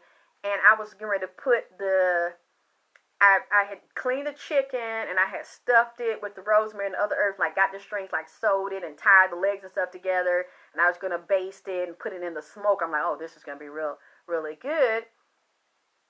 Eazy-E stayed in the kitchen. He said, you go out and put it. And we had the smoker in the yard. We had the benches, old school benches. The music was playing. It was a swimming pool. And as I'm looking to the right, because the house is to the left and the backyard is to the right, I'm coming around the corner and I'm getting ready to put the chicken in the roaster and the smoker. Somebody walks up and I said, oh, Tookie? God damn it, Tookie walks up in the bitch. Tookie Williams, the goddamn King Crip. I see this man huge, tall, muscles, looking like a god, coming up, and I cut my eye at Eazy-E, and Eazy goes, I said, that's why you wanted me to go outside and cook. Tookie, come to the goddamn barbecue. I'm just like, oh, shit. Oh my God, D King, I don't know, I died. And he don't say nothing.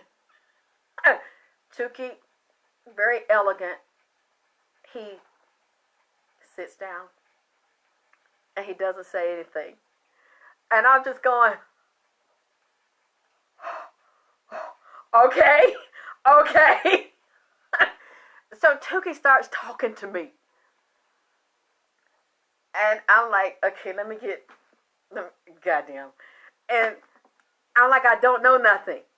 But I'm so honored. And I asked somebody, I said, what is Eazy-E? What is he, a gang member? They say he's Crip. I said, oh, that's why he asked me, let me ask you, is you Crippin'? Is you Crippin' and you drip? So I say, who is Tookie? They said, that's the king of the Crips.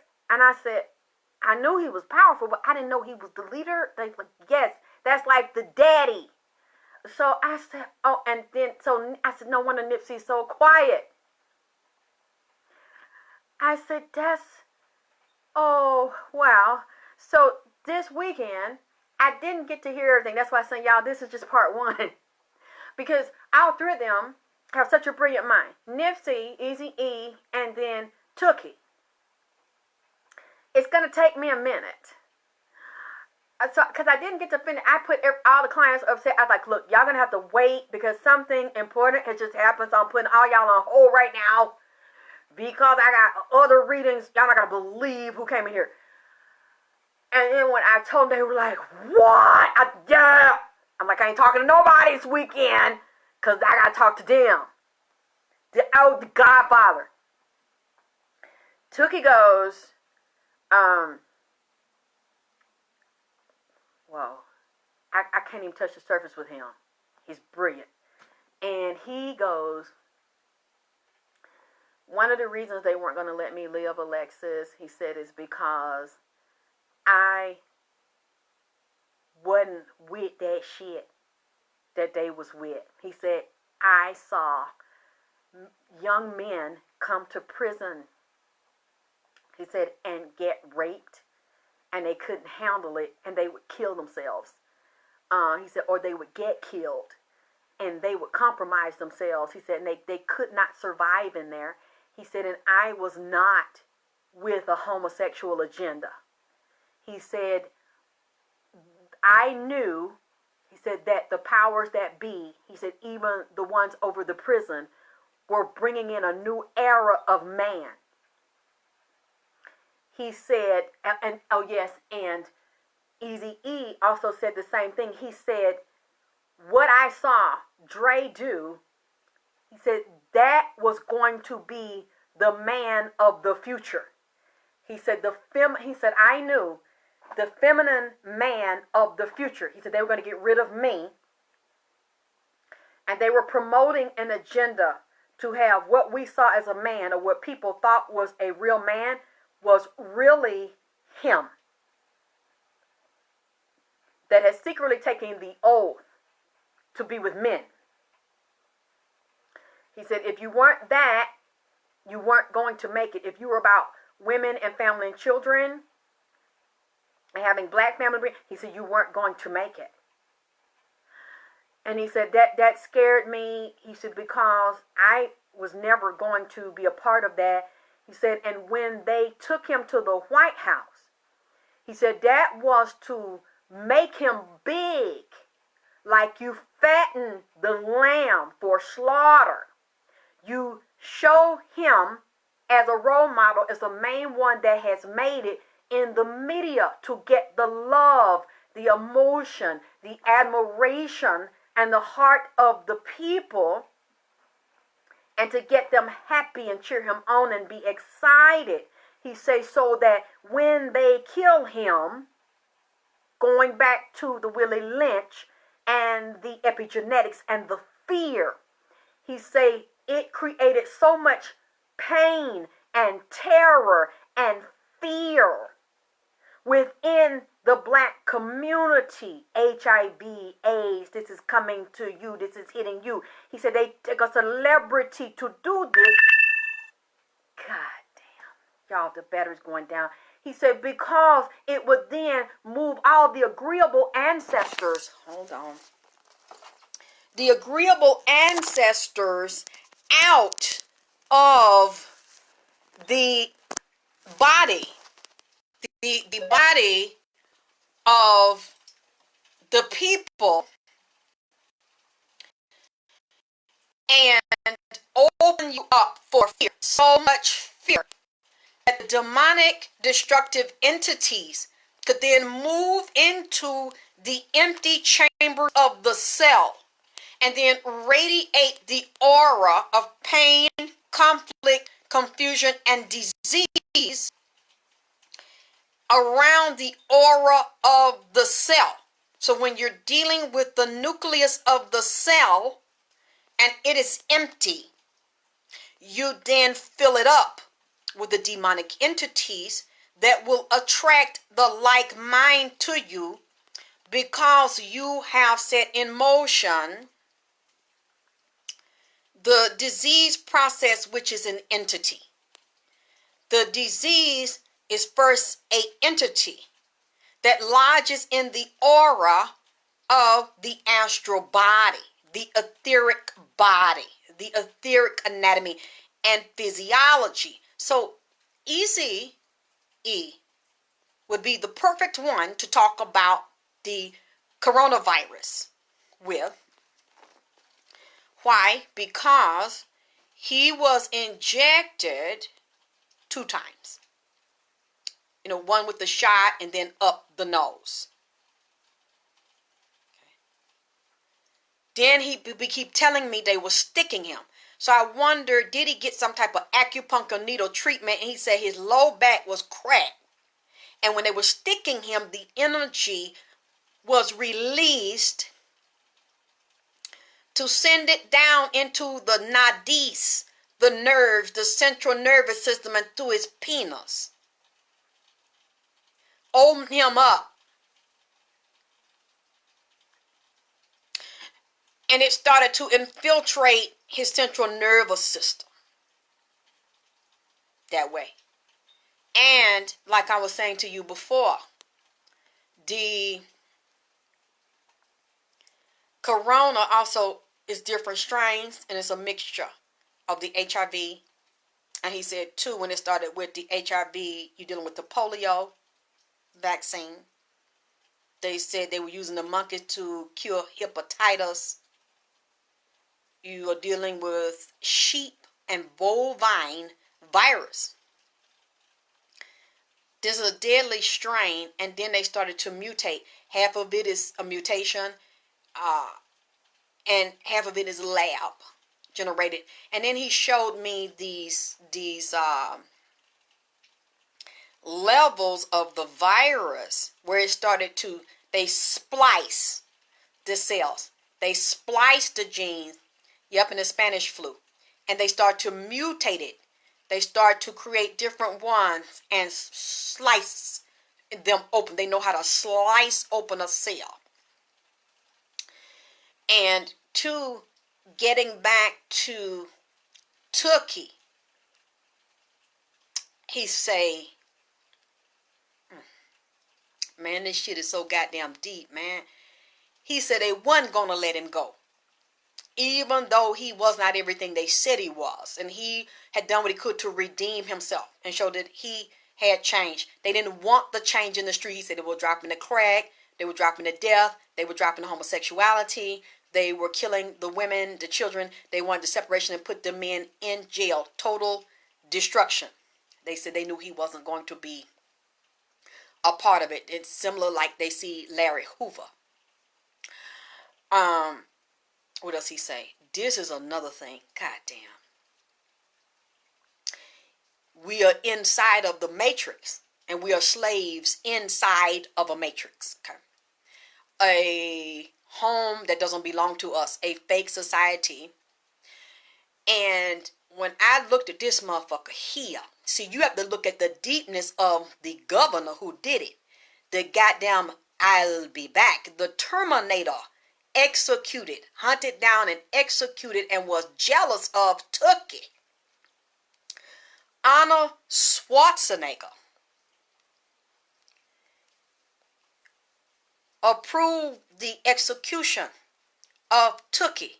And when I started listening to that spirit that possessed Schwarzenegger, the spirit started telling me how jealous it was of Turkey, and he wanted Turkey's body parts. He actually wanted to clone himself. If he could clone himself and become Turkey, Schwarzenegger would have cloned himself to become Turkey. He actually wanted the DNA and to become a melanin man, to be what Turkey was. He wanted his essence. He wanted, Arnold Schwarzenegger. Yeah, what I said. He wanted, took his soul and his spirit. They did a ritual to try to take the soul of Tookie.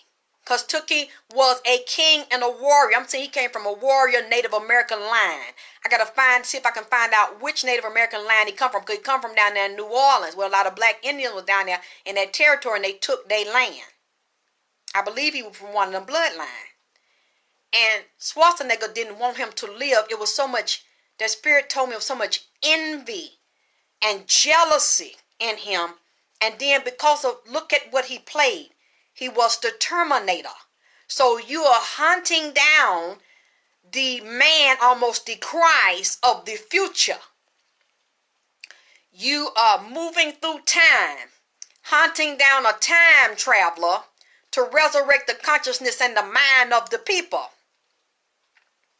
And Tookie was one of the time travelers that went through the bottom, came through the top, and wanted to redeem himself. And you say, no, I am not going to let you redeem yourself and create earth, heaven on earth.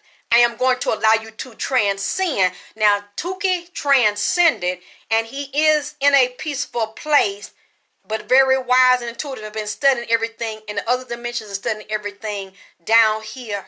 And he have made peace with his karma. But he's concerned about the people, because he said getting ready to be war, and they have released the 4 horsemen through this virus. The virus is one of the demonic. That's what the young man that I said was getting ejaculated on, that also was dealing with a nurse that was also connected to the hospital in the morgue. He calls himself the master of spirits. I saw you the minister of spirits, MC. He said, no, I'm the master of spirits. And I bring in the spirit that's the minister of death. And he said that is one of the seals. He said, when we want to get rid of somebody in the music industry, or they're causing a problem, or a problem from one of our agents, they consider themselves agents, we do that ritual and we bring in death spirits. He said that's what they did to Eazy-E. And he prided himself on being able to summon them through these gay sex rituals. There are certain spirits that will answer you very quickly if you do a gay sex ritual, especially dealing with Aleister Crowley magic. Okay. And Tookie was telling me about this Terminator, how he's like trying to see this entity on him travel through time and destroy Tookie before he could wake up the people. Yes, and they find out who they are and take back control of the planet. So you also, he said, they're going to usher in AI, artificial intelligence, and the chip, the bio chip. And he said by 2025. I told y'all they're going to start this shit in 2020. That's what Nipsey said. He said between now and 2025, within the next 5 years, the rise of the machine. And yes, it's going on within the next few years. It's going to be implemented. And the shit is blowing my mind. Because when I didn't know, as I went to look and see who did this, who executed him, and I said, Arnold Schwarzenegger. I said, oh my God. And we are dealing with the mother of the Matrix here. And we are dealing with AI, human-looking cyborgs, and humanoids, and unnatural affection. Males acting as males, but really feminine, and really secretly sleeping with men. And destroying anything that's natural, just like in the Matrix when they tried to destroy the Matrix, the mother, and had to hide her, who Mr. Smith, who looked human but were not human, and were against family and nature. And when you deal with that, look at how deep that is. Look at what the mother of the Matrix looks like. Look at who she is, what she represents, the original woman, the indigenous woman. Want to take her out, smoking, paying homage to the ancestors with the cigar. That shit has blown my mind. Okay? Because see, we got to deal with all, Lord, when we deal with him and the role he goddamn played, and Tookie seen that he was one of the Christ. Designated to come back to the future, through the future, to resurrect the consciousness of the people and destroy the matrix. And they recognized him and said, no, we're not going to have it. And look, are you going to go along with it, Tookie? And he said, no, I'm not going to help perpetuate this. I want to change it. They said, well, we're not going to let you stay then. And he had to accept his fate because he did not want to corrupt his people or drug them. Yeah. They said he had to go, and they wouldn't give him a chance. And he had so much pain because he knew he was going to die. They weren't going to let him redeem himself because they knew his redemption would be the resurrection of his people. Man, this shit's so cold that like I said, I don't know how long it's going to take me to finish, because I'm trying to do Easy E, and I haven't even gotten to scratch the surface with Tookie because he's so brilliant and he's so magical, very powerful, and very deep. So I said, wow, I see why Nipsey has been so quiet. When he brought them here, and just like the way he was like so quiet, so respectful, so humble in front of them. Like, they're his elders and they're master teachers. And now I see why. Because when I listen to Easy speak, and then the little time I watched some of his movie Redemption a couple days ago, I'd never seen it. And Tookie was wise too. Yeah, they put a mastermind to rest because he didn't want. Yeah, that's what I'm saying. I see why Nipsey has been quiet. And when they said, "Oh, that's the head crip," I said, "Oh." And then it made me laugh again because of what Easy asked me before he types in the mesh song. It's crip. I'm like, all day, nigga, all day. Wait. Okay. Oh God. I see why. And I'm like, I don't know if he's come to anyone, but I said, oh my God, I've got to do this. I consider it such an honor to listen. So I don't know. Just give me a few days. I don't know how long it's going to take. I'm probably going to do this in parts because it's so deep.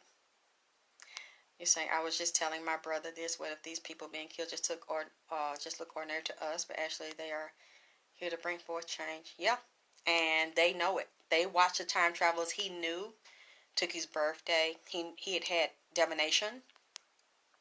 Y'all don't sleep on these people in power. They do divination.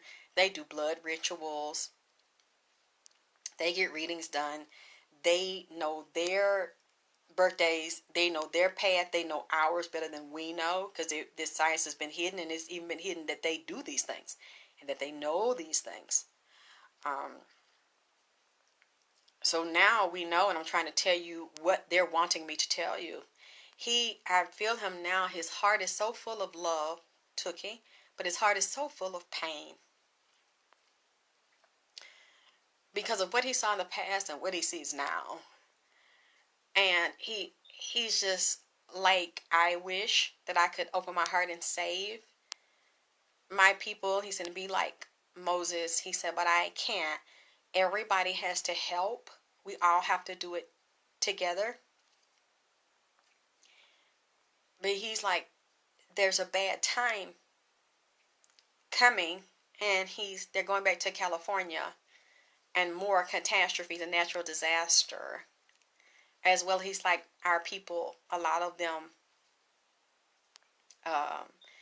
being enslaved, not just in the prison system, but he said economically and in other ways, and bound by death.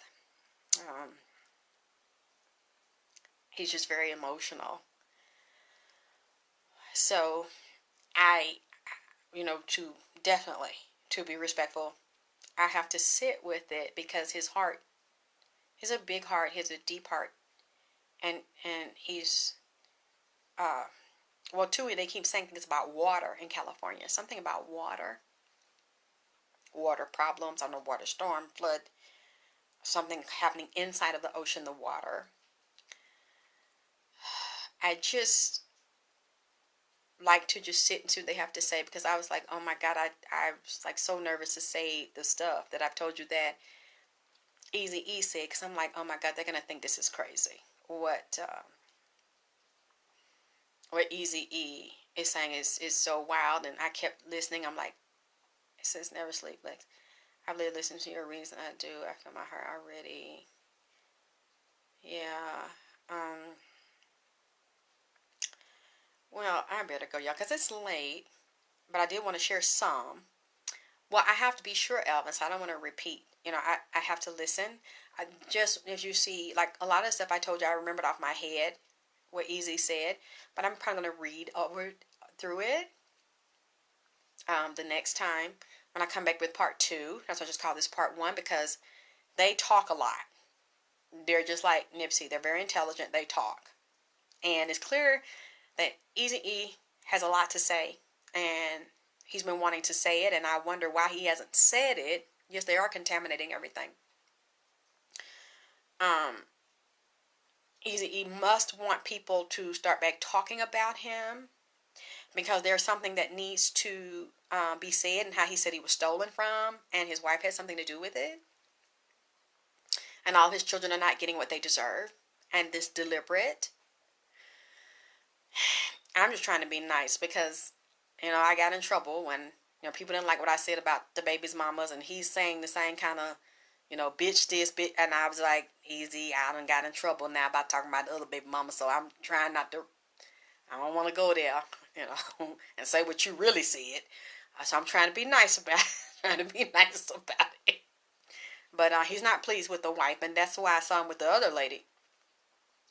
She's been with him for a few years. The one that said, you ain't getting close to him. Yes, I'm in Atlanta. So as you can see, they come down south and talk to me. So I'm very honored. Thank you, Monica, for y'all supporting me and listening to me. So, oh yeah, let me say one more thing before I go. Oh, really? He has a daughter that lives here. Okay. There's a young boy. I don't know what neighborhood that Easy was in or hung in the most. There's a young boy who keeps coming up telling me he was murdered. He said that these men had something to do with raping him and killing him. He's slim, thin, young boy. He probably is under 12. I see him like in a ditch or near a ditch with a tire thrown over him or down in the ditch around him. He knows Eazy-E. He was in that neighborhood, and he knows what I'm talking about when I'm talking about the white men coming. I don't know if that time they came there like they were selling insurance, or as well as some of them in the industry, they have agents, as well as black men too. Agents that would come in these areas and lure these little boys off or get close to their mom or families. Literally, he said that Jerry Heller is like Jerry Sandusky's cousin. He said Sandusky and Jerry Heller are just alike.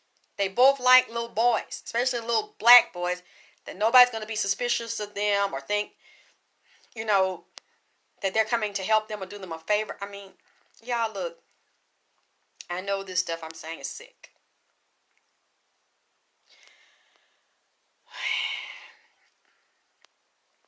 I don't like saying these things. But I'm telling you, if you go on YouTube and you look up Johnny Gosh and you look up the Franklin cover-up, there's a fat black man, fat light-skinned black man. I forgot his name. He was a part of the Republican Party, and he was over a bank. was in Omaha somewhere. He was one of the handlers that would go out and get young boys, white boys, black, whatever the Republican politicians, or even take them to the White House, whatever kind of little boy they wanted. And some of the grown men that are sick now because of what happened to them, we're talking about how they would put cucumbers up their rectum, fist some of them, murder them, give them drugs. A lot of them disappeared. Their parents didn't know what happened to them. And when they tried to tell the police, it was never investigated. They never believed them. They thought they were making it up and lying. These things really happened, y'all. And they still happen. And when he told me they were connected with the Atlanta child murders, I couldn't believe it. He says a whole network of them that stem from up there, LA, coming all the way down, New York and Atlanta, and underground. He mentioned, yeah. What is that in Washington? Is that Washington where you see the big obelisk and the long pool of water where Martin Luther King spoke? Is that Washington? The Washington Monument? That's the Egyptian obelisk that represents a penis, a phallus. He said that is a demonic duplicate underneath. He said it's a city underneath. There's an obelisk and an exact duplicate demonic on the other side. You flip it, where some of the children are down there. Yeah, we know it's Egyptian. We know it's African. But a lot of people don't. He just said that is under there is a whole city, a whole maze, a network of where the children live. He said they do satanic rituals under there. Yeah. Yes. Well, he said that's where it comes from, Alvin. The Vatican. Yes, it's so above, so below. It's a duplicate city, and it's a satanic, astral, demonic city. You see how deep he is?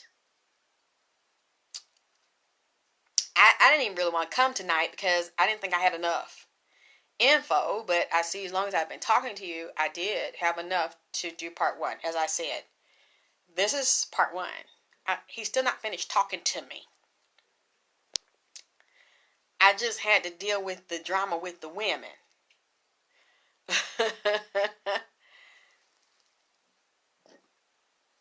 Yeah, Nipsey saw some. As he's quiet still. He has so much respect for them. They're like his elders, his teachers. He's quiet. He feels like a child under them. He's, Nipsey's so sweet. Thank you, Travina, for the donation. Thank you. Thank you for giving from your hearts everything you can give, and I hope you're not mad at me, the ones that gave me donations for readings, but y'all, this is so important to me that I wanted to get this out first, so that way at least you can be listening to part one and putting your comments and questions or whatever you learned. I like it when you put your comments there and you share with me what you learned or what you know, because I don't know. I just trying to hear the best I can from the spirits. Anybody's LA, anybody's in the industry, anybody that might come across something that knows Eazy-E or his son, or anybody that might have been around. And this, for the next few days, y'all can watch this and share with me. You all are so smart. I learned so much from you all. But usually my people are patient.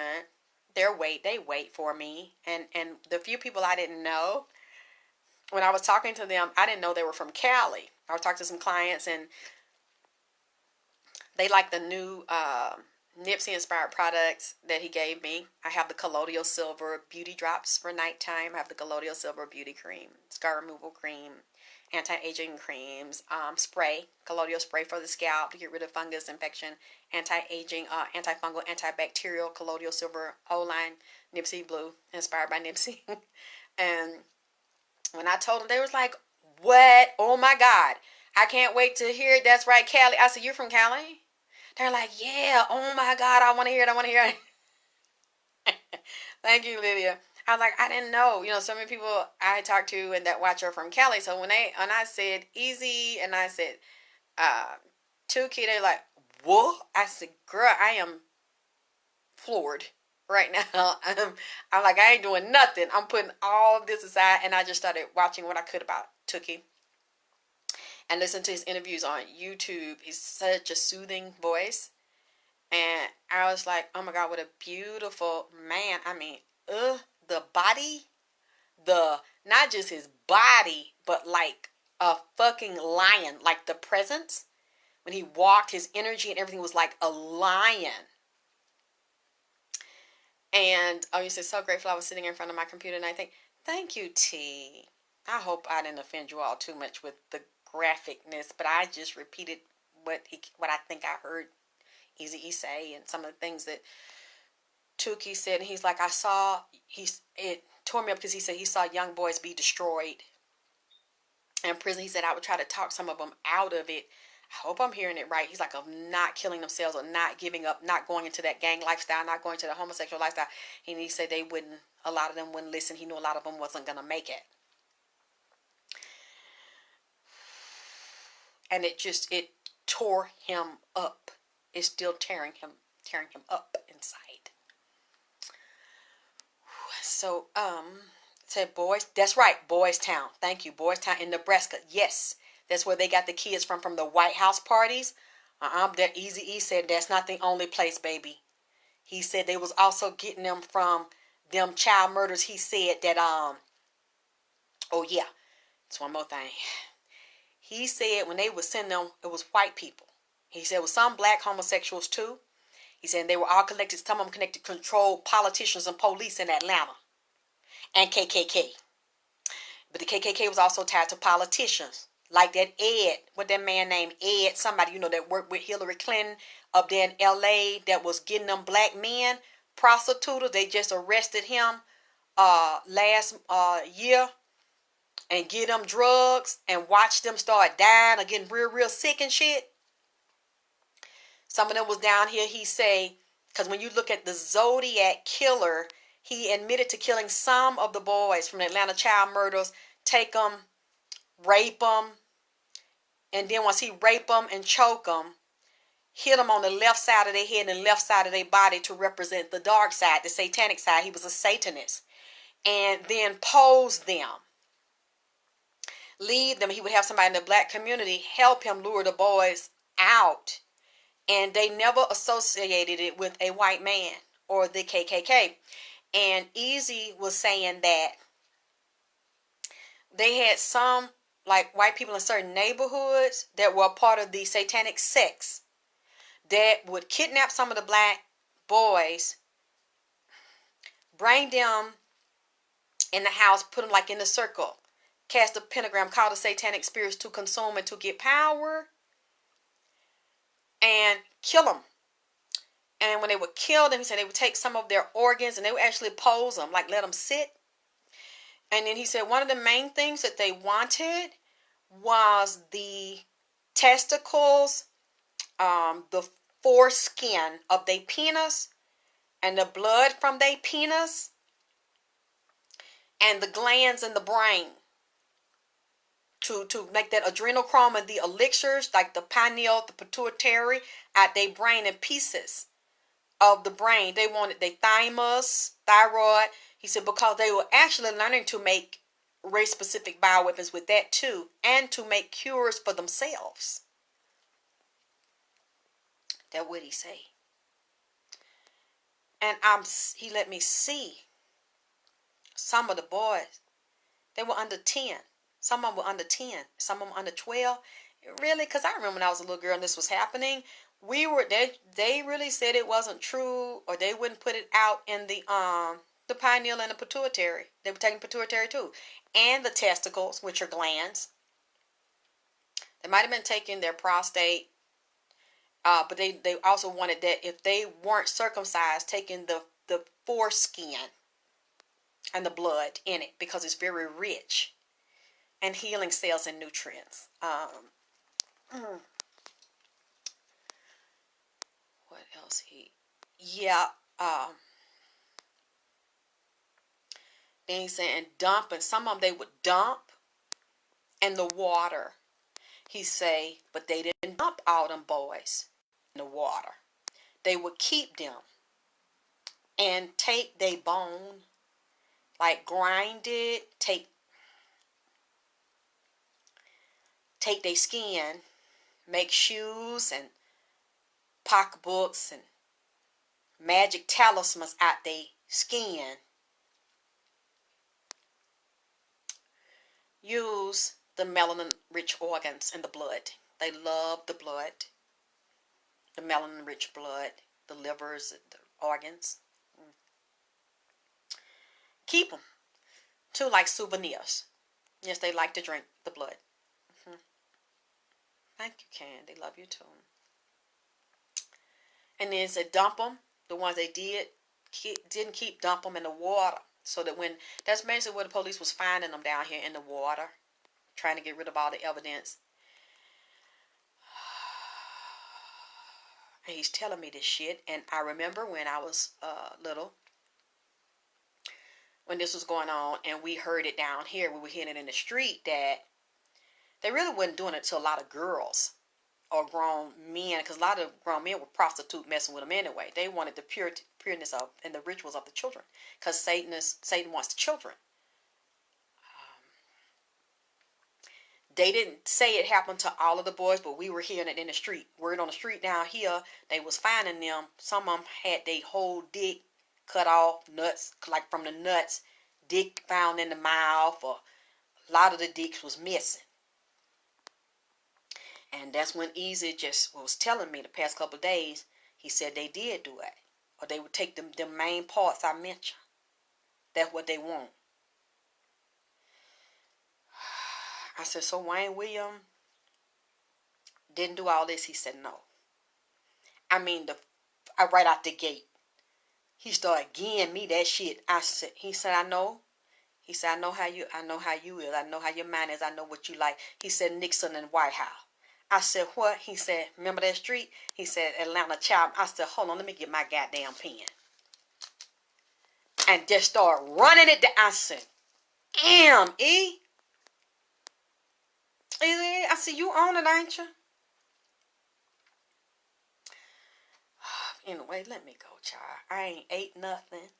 I've been trying to talk to him. And like I said, he got these damn women's mind messed up. Even on the other goddamn side. So I'm trying to figure out how to still get the info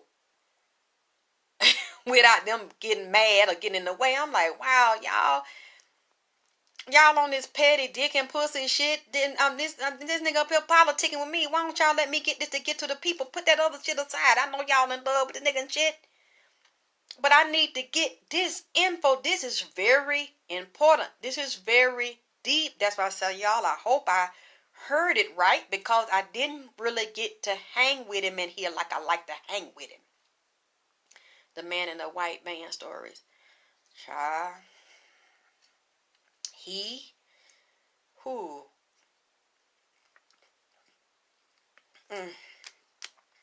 Oh boy.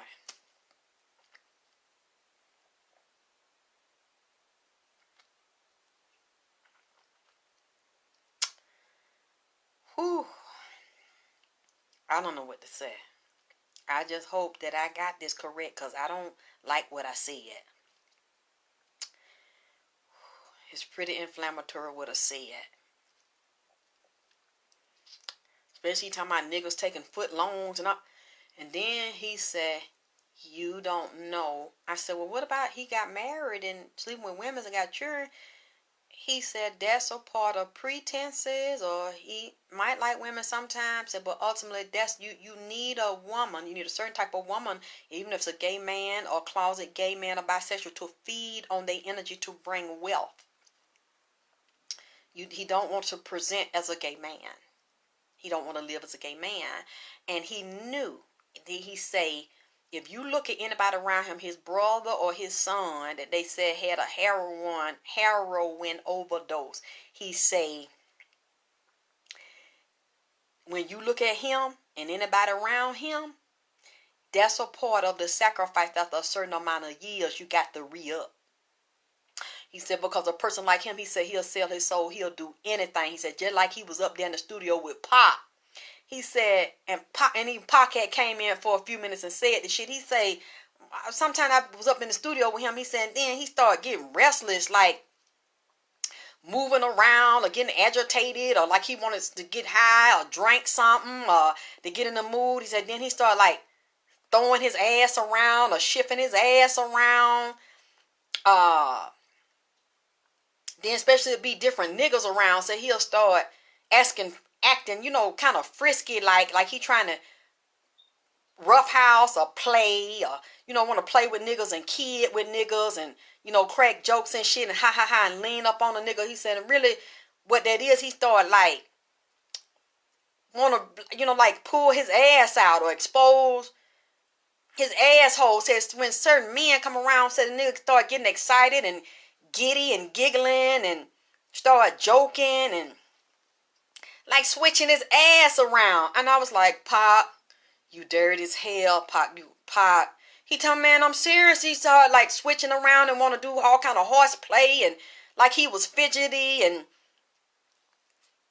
got like an extra energy when certain niggas get in there. To me, then we was in there one night and he started playing around with some of the niggas. To my next thing I know, he was sucking dick. And I said, Pac, don't do this, Pac. Lord have mercy. He told me, yeah, that's why they want to do that Hail Mary on me.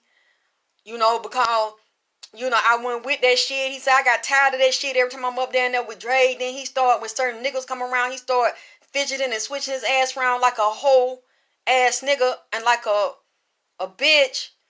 Then he in there on his knees.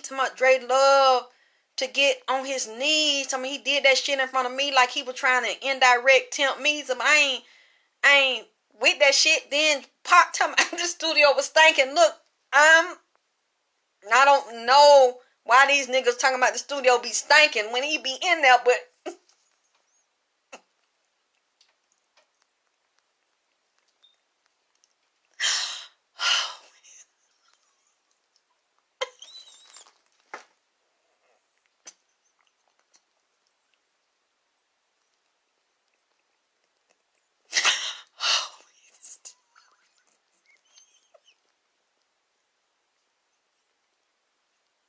Pop told me he had to go outside because he's tired of that shit. And told me he always try to pull that shit when he around like he trying to lure him in on that shit. I said, Pac, I can't do this. And then I remember how Tupac, you can hear him on that goddamn shit on YouTube. Remember that audio that's up there talking about Dre, he tired of being in the studio with Dre. Cause Dre don't know if he want to get up there eat pussy and sucking dick. He don't know which one he want to do. And then, what did you say? Smell like feet and ass. Then Dre get excited and like to say he spread his asshole real wide and spread his cheek. He said he like different niggas running a train, digging down in his ass like they goddamn digging goddamn for tossing salad or digging for gold in his ass. Just say his ass deep and stinking. I don't know. But I don't know.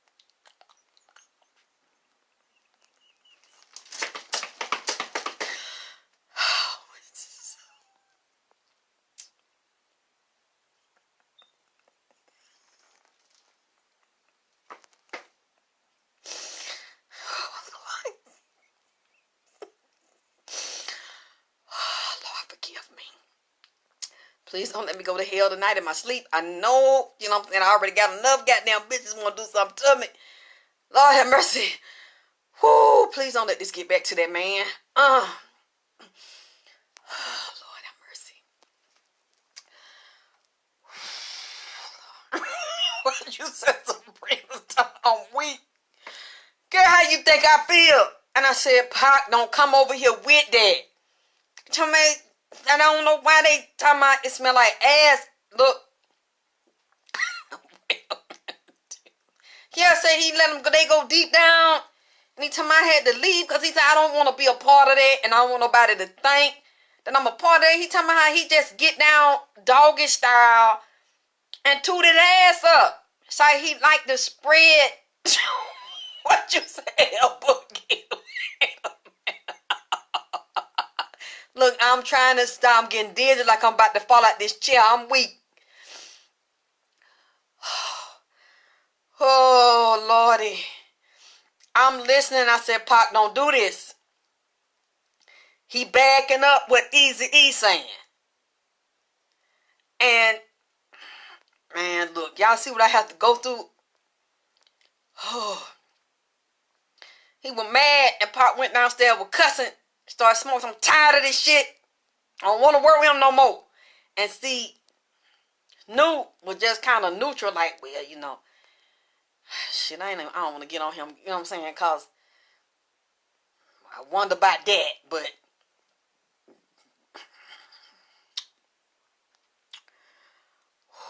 Lord, my stomach. Look, I'm dizzy right now. I'm weak.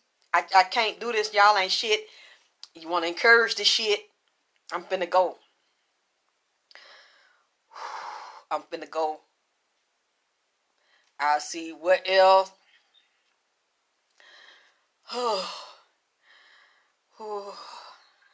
Hope it ain't no more of this bullshit because this shit was hard to write and hard to repeat. I said, what? I said, oh man, you want me to tell them that man went in the studio with that ad and leaking? He said, yeah. Yeah, I said, I wonder, did you say this to somebody else easy? Or is you messy as fuck and you know I'm messy and I got a messy crew. So you know I was messy enough to say this shit. That's why you did that. Talking about it. I want to ask you, is you crippin'? He messy. He messy. Y'all, hopefully I have some more this week. I gotta listen. And yeah, said it was leaking. Instead he was just hollering like a woman. Just moaning. Said he take pride in that, feel like he could show out and outdo a woman. Take it in the front and the back. Like a champ. Be throwing it back. I'm talking about whining his ass and throwing it back. Like a bitch. Pumping and grinding like a slow jam.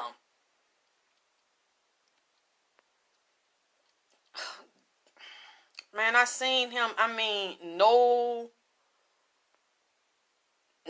kind of dripping. I mean, no kind of. I mean, just wide open. No blockage. Nothing.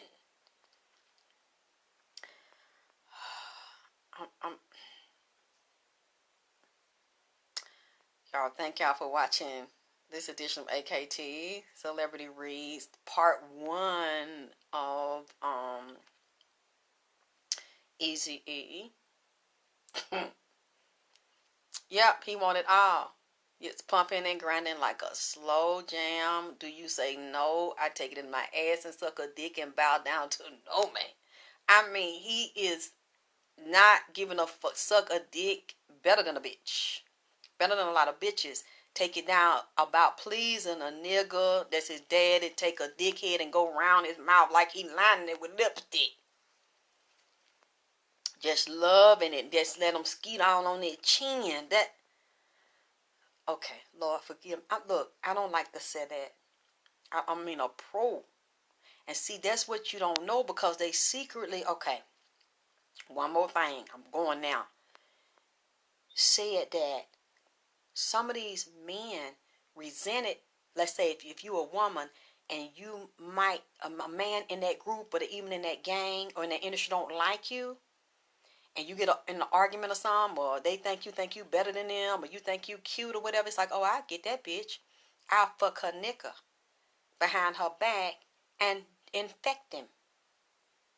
Deliberately just to show you, bitch. You think because you a real woman with pussy and a titties, you think you better than me or you think you special, bitch? I got to dig and I suck dick and take dick in my motherfucking boy pussy better than you. And we're deliberately, that's what Eazy said, deliberately infecting men so they can infect real women. He said it's in that industry, you'd be surprised. A lot of the men in that industry is infected with HIV and herpes. And fucking men's. Well, men hate women so much, they giving it to men that they know are married or that are going with women. That's where a lot of this is coming from. That's what he told me. That's what that man's spirit told me. That said he was the master of spirits. He said he's done it. Yes, well, you better keep your eyes open. Because they're not just in music. They be in different arenas that do this. Well, I love y'all. I gotta go. I'll talk to you all soon. Thank you for supporting me and being here and loving me and donating and getting my products and my services and my readings. And I'll be back soon with more of AKT Celebrity Reads. I love y'all. Bye.